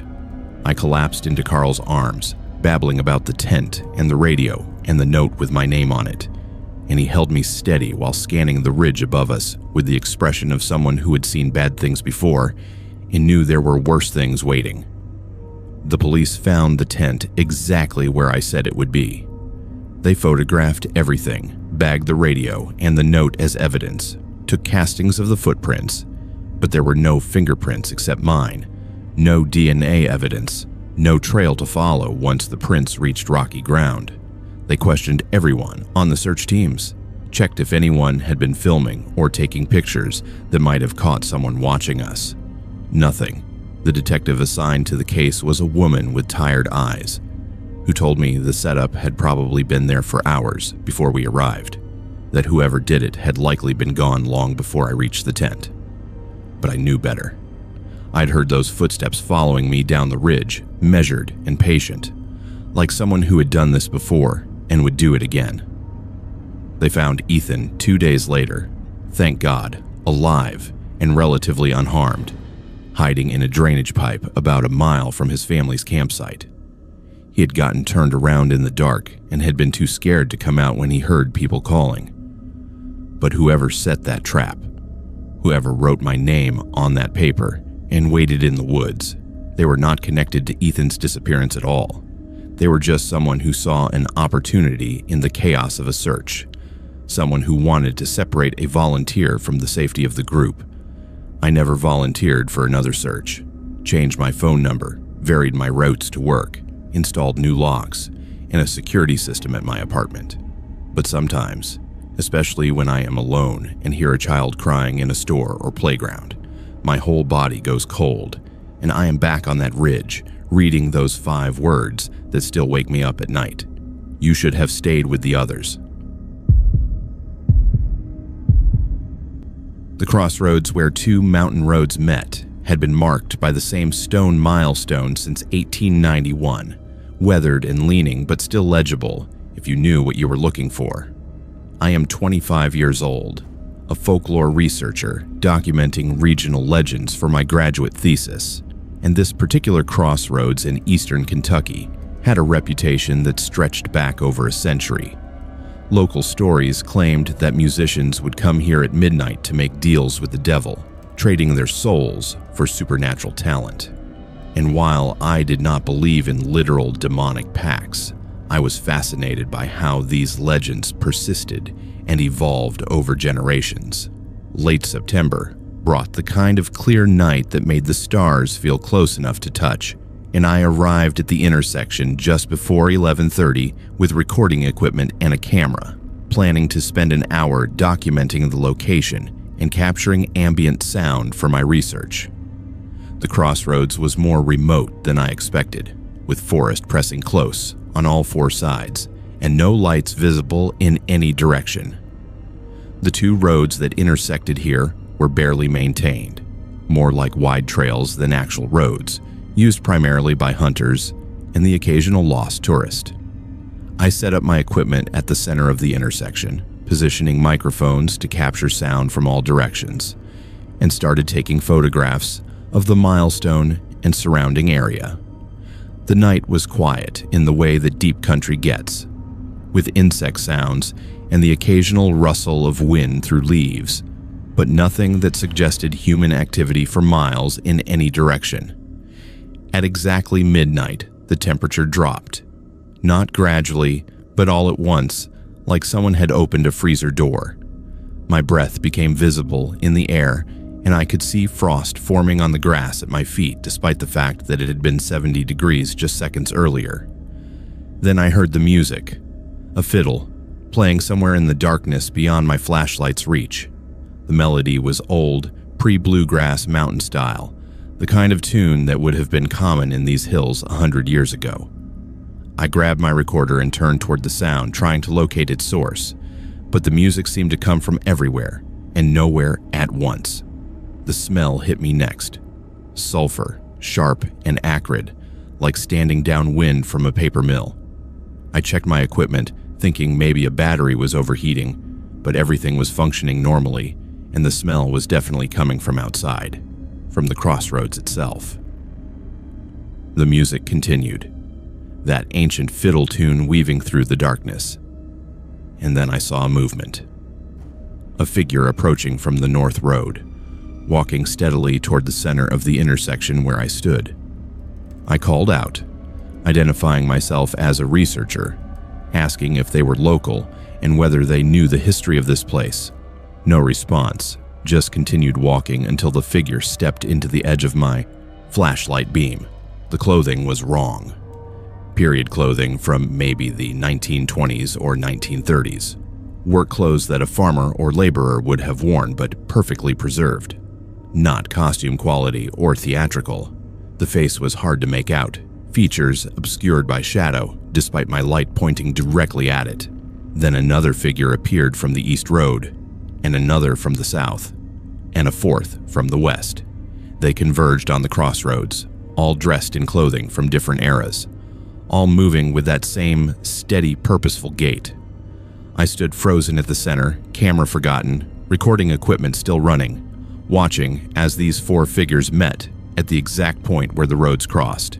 They ignored me completely, as if I was not there or did not matter. One of them, the figure from the north, was carrying a fiddle, the source of the music I had been hearing. Another held what looked like a banjo. The third had a guitar, and the fourth carried nothing but a small leather bag. They arranged themselves in a rough circle, and without any apparent signal or discussion, began to play together. The music was incredible, better than anything I had ever heard, each instrument perfectly complementing the others in a way that suggested years of practice together. But there was something wrong about it, something that made my skin crawl despite the technical brilliance. The melody was too perfect, the timing too precise, like listening to a recording rather than live musicians. I raised my camera with shaking hands and took photographs, the flash briefly illuminating faces that should not exist, features that were wrong in ways my brain refused to process properly. The figure with the leather bag opened it and began removing objects, placing them at the center of the crossroads with ritual precision. A pocket watch, a ring, a photograph, a lock of hair. Each item was set down carefully, and as the last object was placed, all four musicians stopped playing simultaneously. The silence that followed was worse than the music, oppressive and thick, broken only by the sound of my own terrified breathing. Then they all turned to look at me. Four faces from four different eras, all focused on the living person who had stumbled into their midnight gathering. One of them spoke, the man with the fiddle, in a voice that sounded like wind through dead leaves. He said they had been waiting for someone like me, someone curious enough to come looking, someone young enough to still have potential. He asked if I wanted what they had, the gift that had brought them to this crossroads decades or centuries ago. I tried to speak, tried to ask what he meant, but my voice would not work. Another figure, the woman with the banjo, warned me in a voice that was somehow kind and terrible at the same time. She said I should leave this place and never return, that what they offered came with a price I could not begin to understand. The four figures began arguing among themselves, speaking in dialects that ranged from modern English to something older that I could barely comprehend. They were debating what to do with me, whether to offer me their bargain or send me away, and the ground beneath my feet started to feel hot, then burning hot, then smoking. I looked down and saw a vapor rising from the exact center of the crossroads, curling up through the grass like steam from a vent. The figures continued their argument, and one of them, the man with the guitar, picked up the fiddle and held it out toward me. He said all I had to do was play it, just one note, and I would understand everything. I would have the gift they all possessed, but I would belong to this place, would return here when called, would become part of whatever they had become. My hand reached for the instrument before I consciously decided to move, drawn by something deeper than rational thought. I was maybe 6 inches from touching it when the woman with the banjo screamed at me to run. Her voice broke whatever spell had been pulling me forward, and I stumbled backward, away from the center, away from those figures and their impossible offer. I grabbed my recording equipment without bothering to pack it properly and ran for my car, parked maybe 50 yards up the north road. Behind me, I could hear the music starting again, that same perfect, terrible melody, and voices calling after me in languages I did not know. I fumbled with my keys, dropped them, found them again, and got the car started just as all four figures appeared at the edge of the road, watching me with expressions I could not read. I drove away without looking back, taking curves too fast and not caring, just needing distance between myself and that crossroads. By the time I reached the highway, the temperature had returned to normal, and I could no longer smell sulfur. I drove straight home, 2 hours without stopping, and locked myself in my apartment with every light turned on. The next morning, I reviewed my recordings and found nothing but static. The photographs I had taken showed the crossroads, the milestone, the surrounding forest, but no figures, no musicians, no evidence that anyone had been there except me. Even the memory of the event started feeling fuzzy around the edges, details slipping away, like a dream upon waking. I could remember the music, but not the exact melody. Could remember faces, but not their specific features. It was as if the experience was being erased from my mind even as I tried to hold on to it. I went back to the crossroads a week later, in daylight this time, with 2 friends from my program who wanted to see the location. We found the milestone exactly where it should be, the roads meeting in their cross pattern, but something was different. The objects that had been placed at the center, the pocket watch and ring and photograph and lock of hair, they were still there, partially buried in dirt that looked recently disturbed, as if they had been there for years rather than days.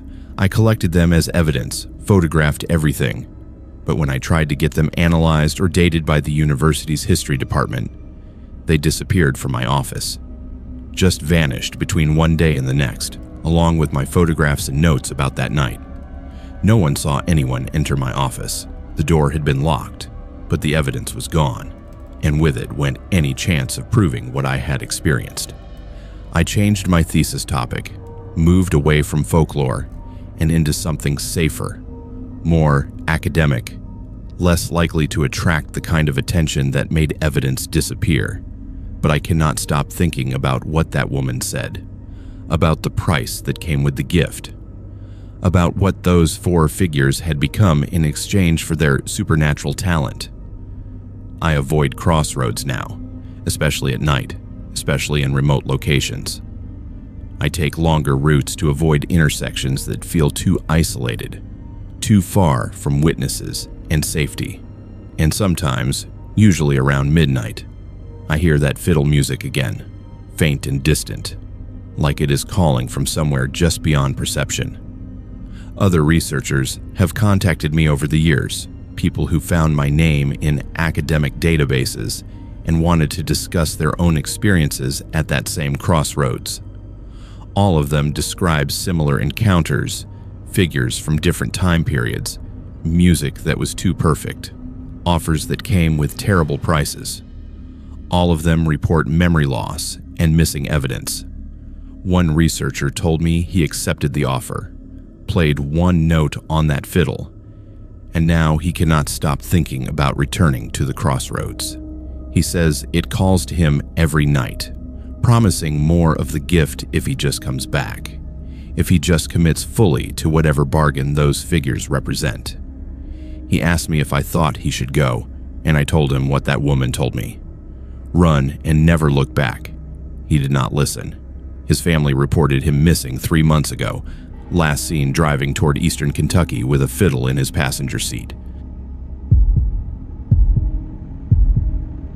The October evening I arrived at my grandmother's house in the North Carolina mountains was the kind where twilight seems to last forever, the sky holding on to the last traces of light long after the sun disappears behind the ridgeline. I am 30 years old, working as a medical transcriptionist with flexible hours that allowed me to take a week off to handle my grandmother's estate. She had died peacefully in her sleep 3 weeks earlier at the age of 87, leaving me the house and all its contents with instructions to sell what I could and donate the rest. The house had been in our family since 1870, built by my great-great-grandfather after the Civil War, and 5 generations had been born, lived, and died within its walls. I had visited as a child, remembered the creaking floorboards and the particular smell of wood smoke and lavender that seemed to permeate every room. But I had not been back in over 15 years.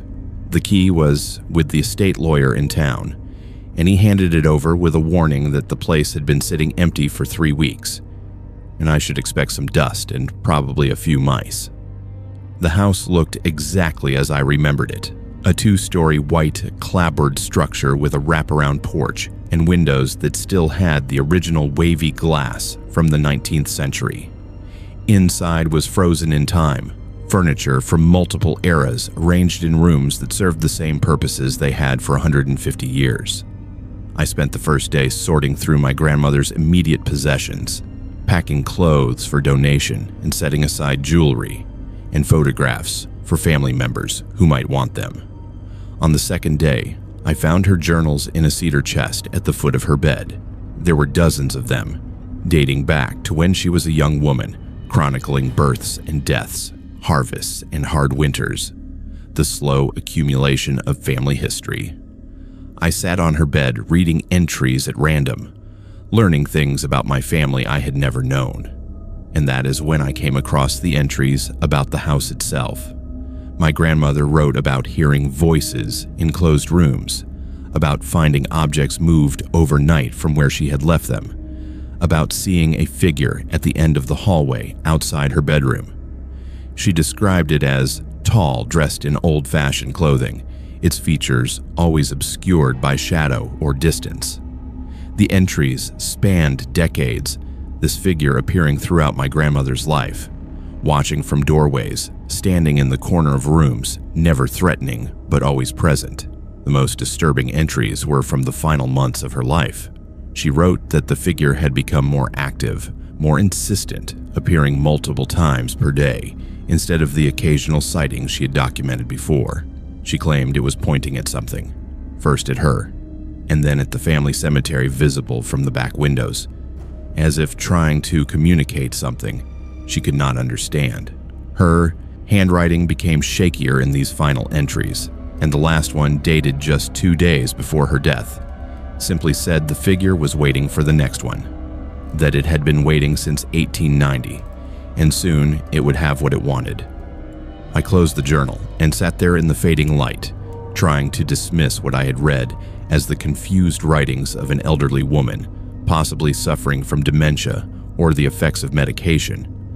But the specific details, the consistency across decades, made that explanation feel insufficient.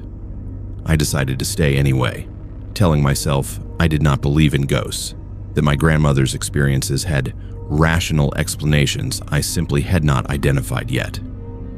That night, I made sure every door and window was locked, more out of habit than any real concern, and went to bed in the guest room rather than my grandmother's bedroom, which felt too personal, too much like an intrusion.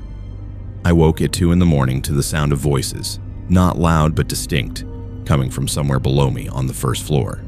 Multiple voices speaking in conversational tones, though I could not make out actual words. I grabbed my phone and turned on its flashlight, moving to the hallway and looking down the stairs toward the source of the sound. The voices stopped the moment I stepped into the hallway, replaced by silence so complete I could hear my own heartbeat. I descended the stairs slowly, checking each room, finding nothing disturbed, no signs of intrusion. But in the parlor, I found something that made my hand shake. 3 photographs that had been hanging on the wall were now arranged on the floor in a perfect triangle, face up, showing family members from different generations. All 3 people in the photographs had died young, all in this house, all before the age of 40. I hung them back on the wall, checked the front and back doors again, found them still locked, and went back upstairs. Sleep did not come easily after that, and when dawn finally broke, I was exhausted but determined to finish sorting through the house and leave as quickly as possible. The 3rd day, I forced myself to go through the attic, a space I'd never explored even as a child. The pull-down stairs were stiff from disuse, and the attic itself was crowded with the accumulated possessions of 5 generations. Furniture too worn to use but too good to throw away. Boxes of clothes and linens and books. And in the far corner, under a tarp, I found what looked like a trunk. It was old, from the Victorian era, based on its design, with a broken lock that had been pried open at some point in the distant past. Inside were papers, legal documents from 1892 detailing the sale of land, correspondence between my great-great-grandfather and a neighboring family, and a death certificate. The certificate was for a man named Thomas, age 34, died of unknown causes on the property in 1892. Attached to it with a rusted paperclip was a newspaper clipping describing the discovery of his body in the root cellar. No signs of violence, but suspicious circumstances that were never fully investigated. The article mentioned that Thomas had been a traveling salesman who had taken lodging with my great-great-grandfather's family for a week while conducting business in the area.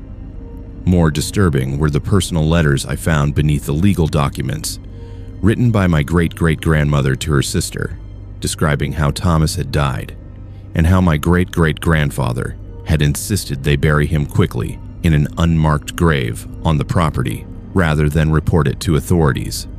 She wrote that Thomas had seen something in the house, had become convinced the place was cursed, and had tried to leave in the middle of the night. They found him dead at the bottom of the basement stairs the next morning, his neck broken, his eyes open and staring at something they could not see. My great-great-grandfather had been terrified that authorities would blame him, would accuse him of murder, so they buried Thomas in a corner of the property and claimed he had left town. The grave was never marked, never acknowledged, and within a generation the family had forgotten exactly where it was located. I sat in that dusty attic holding evidence of a death that had been covered up over a century ago, and I understood what my grandmother's journal had been trying to tell me. The figure she had seen, that generations of my family had probably seen, was Thomas. Still here, still trying to communicate, still seeking acknowledgement or justice, or simply to be remembered. I took the documents downstairs and went outside to the family cemetery, a small plot surrounded by a wrought iron fence where my ancestors were buried under stones weathered nearly smooth by time. I walked the perimeter of the property, looking for any indication of where an unmarked grave might be, and found it in a corner near the tree line. A depression in the ground, slightly sunken, where nothing grew despite the grass being thick everywhere else. That afternoon, I called the county coroner's office and explained what I had found. They were skeptical at first, but when I sent them photographs of the documents, they agreed to investigate. 2 days later, they brought ground-penetrating radar to the property and confirmed what I suspected: human remains buried at a depth and in a location consistent with a hasty secret burial from the late 1800s. The exhumation took another week to arrange, requiring permits and coordination with the State Historical Society, but eventually they excavated the remains and confirmed through dental records and period-appropriate clothing that this was almost certainly the Thomas from my documents. The coroner ruled the death as accidental based on the skeletal evidence, a broken neck consistent with a fall, and the remains were prepared for proper burial. I arranged for him to be interred in the family cemetery with a simple stone bearing his name and the date of his death, finally giving him the acknowledgement he had been denied for over 130 years. The night after the burial, I stayed in the house one last time, and for the first time since I arrived, I heard nothing.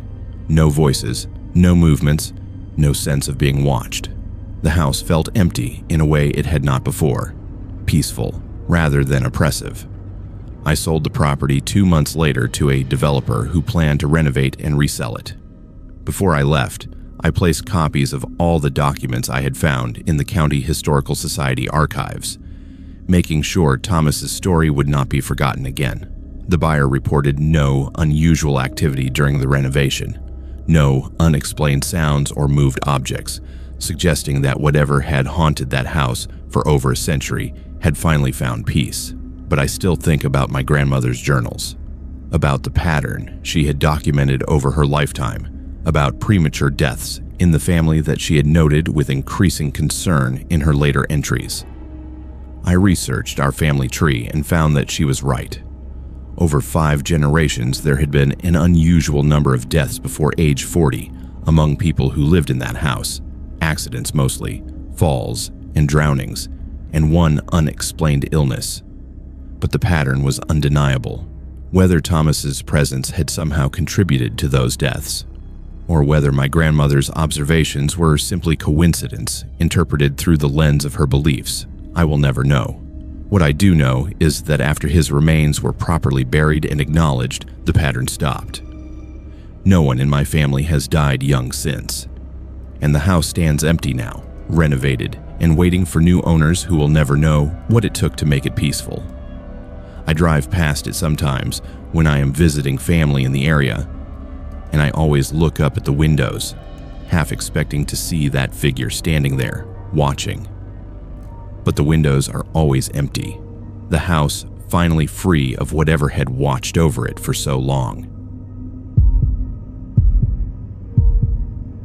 The fire watchtower assignment came through in early July when I was looking for any seasonal work that would get me out of the city for a while. I am 33 years old, recently out of a relationship that had consumed most of my 20s, and the idea of spending 2 weeks alone in the Virginia wilderness monitoring for smoke sounded perfect. The Forest Service provided basic training on radio procedures and fire identification, handed me a map with the tower location marked, and drove me out on roads that got progressively worse until we reached a trailhead where a truck could go no further. From there, I hiked 3 miles to the tower, a 60-foot steel structure rising above the canopy with a small cabin at the top that would be my home for the next 14 days. The view from the platform was incredible. Miles of unbroken forest in every direction with no sign of human habitation, except the fire road I had hiked in on, barely visible, as a thin line cutting through the green. The cabin itself was Spartan but functional, maybe 10 feet by 10 feet, with windows on all 4 sides, a desk for the logbook, a cot, and supplies that were supposed to last until the next delivery in a week. The first 3 days were exactly what I needed. Quiet meditation, broken twice daily by radio check-ins with the district office, walks around the tower's base to stretch my legs, and evenings, watching the sun set over mountains that seemed to stretch forever. I read the books I had brought, wrote in a journal, and felt the accumulated stress of urban life slowly draining away. On the 4th morning, I found the first note. It was tucked into the logbook, written on a page that I knew I had not used because I had been keeping careful track of my entries. The handwriting was cramped and difficult to read, but the message was clear. July 7th. Observed subject arriving at tower. Subject appears to be male, approximately 30 to 35 years old. Subject unpacked supplies and settled into routine. The note was dated 2 days earlier, which was impossible because I had been alone since I arrived. I checked every inch of the cabin, looking for where someone might have hidden or how they could have accessed the space while I was sleeping. The only entrance was through a trapdoor in the floor with stairs leading down the tower structure, and that door made enough noise when opened that it would have woken me. I examined the note more carefully and realized it was written on Forest Service logbook paper, the same type I was using, suggesting whoever wrote it had access to official supplies. That night, I woke to the sound of my radio transmitting, not receiving, but transmitting, which should have been impossible because the radio only transmitted when I pressed the talk button. Someone was using my call sign, reporting false information about smoke sightings in sectors I knew were clear. I grabbed the radio and tried to interrupt, identifying myself and saying there was an error, but the other transmission continued as if they could not hear me. The voice was male, calm, and professional, giving coordinates and descriptions that were completely fabricated.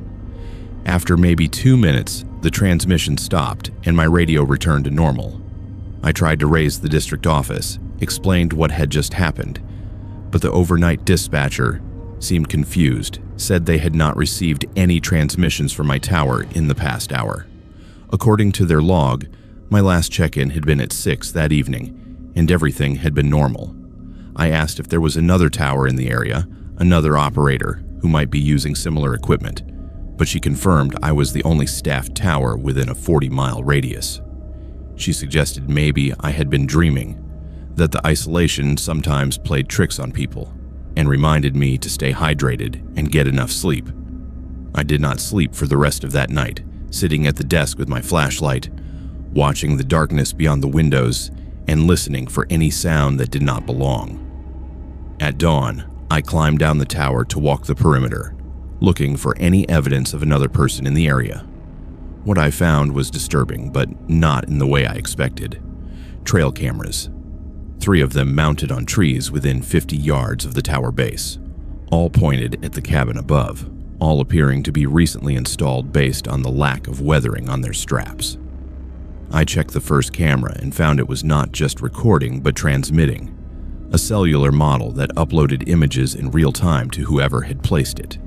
The SD card slot was empty, meaning all footage was going directly to a remote location. I disabled the cameras by removing their batteries, but the damage was already done. Someone had been watching me for days, documenting my routine, and I had no way of knowing who or why. That evening's radio check-in was normal, and I almost convinced myself that the previous night had been some kind of stress-induced episode, until I found the second note. This one was not in the logbook but tucked under my pillow, which meant someone had been inside the cabin while I was outside examining the cameras. The note was longer this time, more detailed. Subject displays standard behavioral patterns. Morning routine includes observation period followed by perimeter walk. Subject appears unaware of monitoring equipment. Recommend continuation of observation phase. The note was dated that day, written during the hours I had been away from the cabin, or I grabbed my pack and started down the tower stairs, planning to hike out immediately to get back to the district office and report this in person, where there would be witnesses and documentation. But when I reached the ground, I found my path blocked. Not physically, but psychologically. The trail I had hiked in on was clearly marked, but I could not force myself to start walking down it. Every time I tried, a wave of panic hit me so hard I nearly vomited, an overwhelming sense that something terrible would happen if I left. I recognized it as irrational, fought against it, but my body refused to cooperate. After 20 minutes of trying to overcome whatever psychological barrier had been erected, I retreated back to the tower, climbed to the cabin, and tried the radio again. This time, I got through to a different dispatcher, explained everything that had happened, asked for immediate extraction. He listened to my report, said he would send someone out first thing in the morning, that I should lock the cabin and stay inside until they arrived. I followed his instructions, securing the trapdoor and pushing the desk against it for good measure, then sat with my back to the wall where I could see all 4 windows. Around midnight, I heard someone climbing the tower. The metallic clang of boots on steel stairs was unmistakable, and I could track their progress as they ascended, steady and unhurried, taking their time. They reached the platform outside the cabin and stopped, and I could see a figure through the window silhouetted against the stars. Whoever it was, they were wearing what looked like a Forest Service uniform, complete with the hat and radio harness. They tried the trapdoor, found it blocked, then moved to one of the windows and pressed their face against the glass. In the dim light from my flashlight, I could see enough to know this person was wrong somehow. Their features not quite right, their movements too stiff and mechanical. They tapped on the glass, 3 sharp knocks, then spoke in a voice that sounded exactly like mine. They said I was trespassing, that this tower was assigned to them, that I needed to leave immediately or face consequences. I shouted back that I was the legitimate operator, that I had documentation from the district office, that they needed to identify themselves. The figure pulled out identification and held it up to the window. It was a Forest Service badge with my name on it, my photograph, but dated 6 months earlier and showing an assignment to this tower that I had never received. We stood there in the darkness, separated by glass, both claiming to be the legitimate tower operator, both holding documentation that appeared valid. The figure told me they had been staffing this tower since March, that someone had called claiming to be from the district office and saying a replacement was being sent. But when I arrived, they realized something was wrong. They showed me their logbook through the window, pages filled with entries dating back months, detailing weather observations and fire reports in handwriting that was definitely not mine. I showed them my documentation, my assignment letter, my logbook with entries starting 4 days ago. Neither of us could explain the other's presence or documentation. They asked if we could open the door and sort this out face to face, but something about their voice, about the way they moved, made me refuse. I said we would wait until morning when the district office sent someone, that they could verify which of us was legitimate. The figure agreed, said they would wait on the platform, and for the rest of that night, I watched them through the window, sitting perfectly still in a folding chair I had not noticed before. Never moving, never changing position, just waiting. When dawn broke, I could see them more clearly, and what I saw made my skin crawl.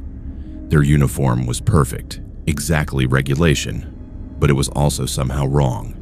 The colors slightly off, the badges in positions that were not quite standard, and their face, when the light hit it properly, looked like my face but older, weathered by years of sun and wind and isolation. I tried the radio again, got the dispatcher immediately, and before I could speak, they told me the extraction team had reached the trailhead and would be at the tower within an hour. The figure on the platform heard this through the window and stood up, their movement suddenly smooth and natural, where before it had been stiff. They said I should know that previous operators had made it only 6 months before requesting transfer or quitting entirely, that the isolation did strange things to people, made them see things, believe things that were not real. They said I seemed like I might last longer, might be strong enough to handle what this assignment required, but that I should be prepared for what would come next. Then they climbed down the tower and disappeared into the forest before the extraction team arrived. The rangers who came for me were professional and concerned, documented everything I reported, examined the trail cameras I had disabled, and took statements that would become part of an official investigation. But when they checked the tower's records, they found something that made them exchange worried looks. According to district files, this tower had been unstaffed since March, when the previous operator had abandoned their post suddenly, leaving behind personal belongings and a log book filled with increasingly paranoid entries about being watched and monitored. That operator had been found 3 days later in a psychiatric facility, claiming someone had taken their place at the tower, someone who looked exactly like them but was not them. The rangers found my logbook, examined my entries, compared them to documentation I had received, and everything appeared legitimate. But they also found the other logbook, the one the figure had shown me through the window, and it was dated with entries that overlapped mine. 2 people, both claiming to be assigned to this tower, both with documentation that seemed valid, both recording observations that contradicted the other. The investigation stalled when they tried to locate the person who had hired me, the supervisor who had signed my paperwork. That person did not exist in Forest Service records, and the office I had visited for training could not be found at the address I remembered. I transferred to a desk position evaluating fire reports submitted by other rangers, a job that keeps me in an office surrounded by people during normal business hours. The tower remains officially unstaffed, with plans to automate its functions using remote cameras and sensors. But I check the assignment logs regularly, and every few months someone puts in for that tower. Someone who looks like they need isolation, who wants to escape from whatever is chasing them in civilization. The applications are always accepted. The operators always start their assignments with proper documentation and training. And 6 months later, almost to the day, they request emergency extraction, claiming someone else is at the tower, someone who has taken their place and will not leave. The Forest Service has started screening applicants more carefully, requiring psychological evaluations and background checks, but it does not seem to matter. The tower calls to a certain type of person, and once they arrive, something happens that no amount of documentation or official inquiry can explain or prevent. I still have the notes I found, stored in a safe deposit box, along with photographs of my documentation and copies of my logbook entries. Evidence that I was really there, that my assignment was legitimate, that the person on that platform was not me. But sometimes, late at night, I wonder if I am the one who stayed, if the person who left the tower and returned to civilization was someone else entirely, wearing my face and claiming my life while I remain trapped in whatever exists between the official records and the experiences that will never be adequately explained. The abandoned church in the West Virginia mountains had been on my recording list for 3 years before I finally made the trip. I'm 29 years old, an acoustic engineer who specializes in capturing unique spaces for sound libraries that musicians and producers use to add authentic reverb and ambiance to their recordings. September was the perfect time to document the church before its scheduled demolition in October, and I had received permission from the county to access the property for professional purposes. The structure dated to 1884, built by a community that had long since dispersed, and it was known among acoustic professionals for having exceptional natural reverb properties due to its high ceilings and particular arrangement of stone and wood. I arrived on a Wednesday afternoon with my equipment cases loaded with microphones, portable recorders, and the various tools I needed to properly document the space. The church sat at the end of a dirt road that had barely survived a century of neglect, surrounded by forest that had reclaimed what had once been a clearing large enough for a congregation and cemetery. The interior was surprisingly intact, considering how long the building had been empty.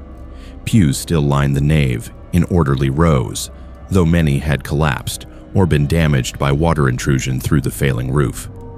The altar remained at the front, and I could see the outline where a cross had once hung on the wall behind it. I spent the first hour setting up my equipment throughout the space, placing microphones at strategic locations to capture how sound moved through the building from different positions. I recorded test tones, hand claps, my own voice reading standard phrases, all the baseline material I would need to properly characterize the acoustic properties. The church performed beautifully, with a decay time of nearly 4 seconds and a warm quality to the reverb that would be perfect for vocal recordings or orchestral arrangements. By late afternoon, I had collected all the standard measurements and was preparing to record some creative samples.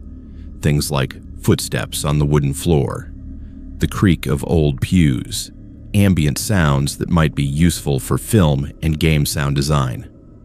That is when I played back my first recording and heard the voices. They were faint at first, buried in the reverb tail of my test phrases, but once I isolated and amplified them, there was no mistaking what they were. Multiple voices singing in harmony, a hymn I did not recognize but that sounded period appropriate for when the church had been active.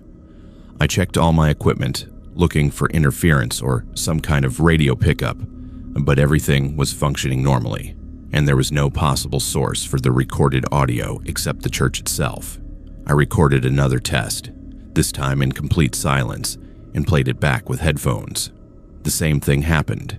My voice triggered a response, an echo that was not just acoustic reflection, but actual vocals, a congregation singing in response to my presence. I moved to a different location in the church and recorded again. This time the voices were clearer, and I could make out individual words in the hymn they were singing. The lyrics were about salvation and redemption, standard church fare, but the voices had a quality that suggested they were not contemporary recordings. They sounded older, with the particular timbre and phrasing that marks music from a century ago. I spent the next 2 hours documenting this phenomenon from every location in the church, recording from the nave, the altar, the small balcony where a choir would have stood, even from the basement level where I assumed storage or meeting rooms had been located. Each recording captured the same voices, though their position and volume changed based on where I was standing. From the altar, I heard a sermon being delivered in a voice that carried the cadence and phrasing of old-time revival preaching. From the choir balcony, I heard children singing, their young voices clear and pure. From the basement, I heard prayers being spoken, multiple voices overlapping in what sounded like a prayer meeting or confession session. The phenomenon was consistent and repeatable, which made it scientifically fascinating even as it made my skin crawl. I was hearing recordings that should not exist, audio from events that had occurred before recording technology was available to this remote community, captured somehow in the physical structure of the building itself. But then, the responses started. I was recording from the center of the nave, speaking a standard phrase I use for acoustic testing when the voices changed. Instead of singing or praying, They spoke directly to me, not in response to what I had said, but as if they could hear me specifically and were trying to communicate. The first message was simple. A woman's voice saying, "We see you here, and we remember this place." Then a man's voice asking if I had come to help them. Then children asking if I knew where their parents were. The voices were distressed, confused, like they did not understand why they were still here or what had happened to them. I responded aloud, asking who they were, what year they thought it was, whether they knew they were in an abandoned church. The answers that came back in my recordings were disjointed but telling. They thought it was 1927. They were gathering for Sunday service. They were waiting for the preacher who was late. Some of them mentioned being hungry or cold, and one voice, an elderly man, said he could not find the door to leave. I researched the church's history on my laptop using my phone's hotspot, and what I found made the situation even more disturbing. In December of 1927, the community that used this church had been effectively destroyed when a mine collapse killed most of the working-age men. The survivors had dispersed over the following years, and the church had been abandoned by 1930. But there was no record of a specific incident at the church itself, no mass casualty event that would explain why these voices seemed trapped here. As evening approached and the light through the broken windows began to fade, the voices in my recordings became more agitated.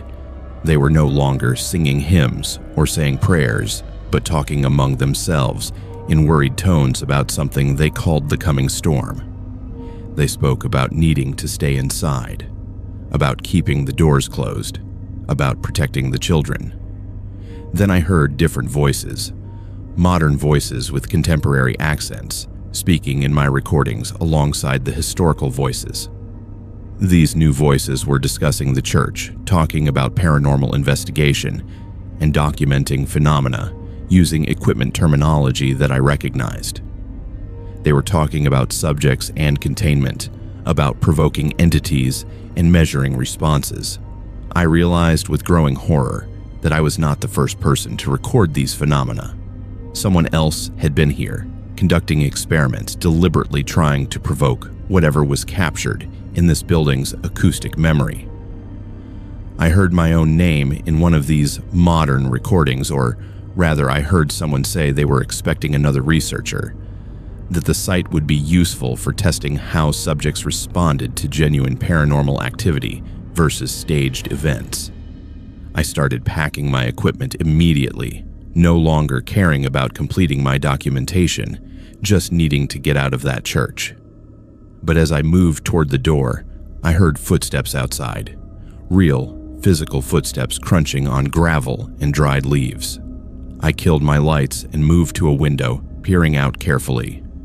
A group of 4 people were approaching the church, all dressed in outdoor gear and carrying equipment cases similar to mine. They were not moving like casual visitors or vandals. They moved with purpose, setting up perimeter equipment around the building, mounting cameras on trees, deploying sensors I could not identify from this distance. I was trapped. If I tried to leave through the front door, I would walk directly into them. If I waited for them to enter, I would be caught inside with nowhere to hide in the open nave. I made a decision that was probably stupid but felt necessary in the moment. I hid my recording equipment behind the altar, keeping only my phone and small digital recorder, then climbed the narrow stairs to the choir balcony. From there, I could access an attic space that ran the length of the building. A crawl space, really, but enough to conceal me if I stayed quiet and still. I'd been in the attic maybe 5 minutes when I heard them enter the church. They spread out through the space, and I could hear them setting up equipment, calibrating sensors, discussing the acoustic properties they were expecting to measure. One of them mentioned that the building would be demolished in 3 weeks, that this was their last opportunity to collect data from what they called a verified resonance site. They talked about me, speculated whether I had already been here and left, discussed whether my presence might have contaminated the site or enhanced the phenomena. They ran tests similar to what I had done, recording phrases and playing them back, but they did it with clinical precision, documenting every response, categorizing the voices they captured. After maybe an hour, one of them mentioned hearing footsteps above them, in the attic where I was hiding. I froze, controlling my breathing, trying not to make any sound on the old boards beneath me. They discussed whether to investigate, decided against it since the building was structurally questionable and they had already gotten the data they needed. As quickly as they had arrived, they packed up and left, taking their perimeter equipment with them. I waited another 30 minutes after their vehicles departed before climbing down from the attic, every muscle cramped and aching. I grabbed my hidden equipment and ran for my car without looking back, driving out of those mountains as fast as the terrible road would allow. When I reached the highway and had cell service again, I called the county office that had given me permission to access the church. I reported what I had experienced, described the group that had been there, asked if they had also received permission to conduct research. The clerk seemed confused, said I was the only person who had requested access in the past 6 months, that the church was scheduled for demolition and no other permits had been issued. I sent her copies of my recordings, the ones that captured those modern voices discussing their experiment, but she never responded. A week later, I drove back to check on the church, found it demolished 2 weeks ahead of schedule. Nothing remained but a cleared foundation and disturbed earth. I analyzed my recordings extensively, sent samples to colleagues who specialize in audio forensics, asked them to verify that the voices were real and not artifacts of the recording process. The results were inconclusive. The historical voices showed characteristics consistent with genuine acoustic phenomena, possibly residual sound energy trapped in the building materials. But the modern voices, the ones discussing me and experiments and containment, those showed signs of being inserted into the recordings through methods my colleagues could not identify. Either someone had hacked my equipment remotely to add those voices, or I had recorded actual conversations from people who should not have been able to affect my recordings in that way. I still have all the original files stored in multiple secure locations, and I continue to analyze them whenever I have time between commercial projects. But I have stopped documenting historic buildings, stopped taking assignments in remote locations where unusual acoustic properties might indicate something beyond normal physics. Because I know now that there are people who study these places, who experiment with whatever phenomena they contain, and who do not appreciate witnesses documenting their work. The church is gone, but somewhere in my recordings is evidence of what it contained, of voices that should not still exist, and of the people who came to study or exploit them. I check regularly to see if there are reports of similar phenomena at other abandoned churches or historic buildings, and I find them more often than I would like. Always the same pattern: unusual acoustic properties, voices in recordings, researchers who arrived at the site and then vanished from academic records, buildings demolished ahead of schedule, and always somewhere in the background the suggestion that someone is coordinating these investigations, collecting data from multiple sites, building an understanding of something that science does not yet acknowledge.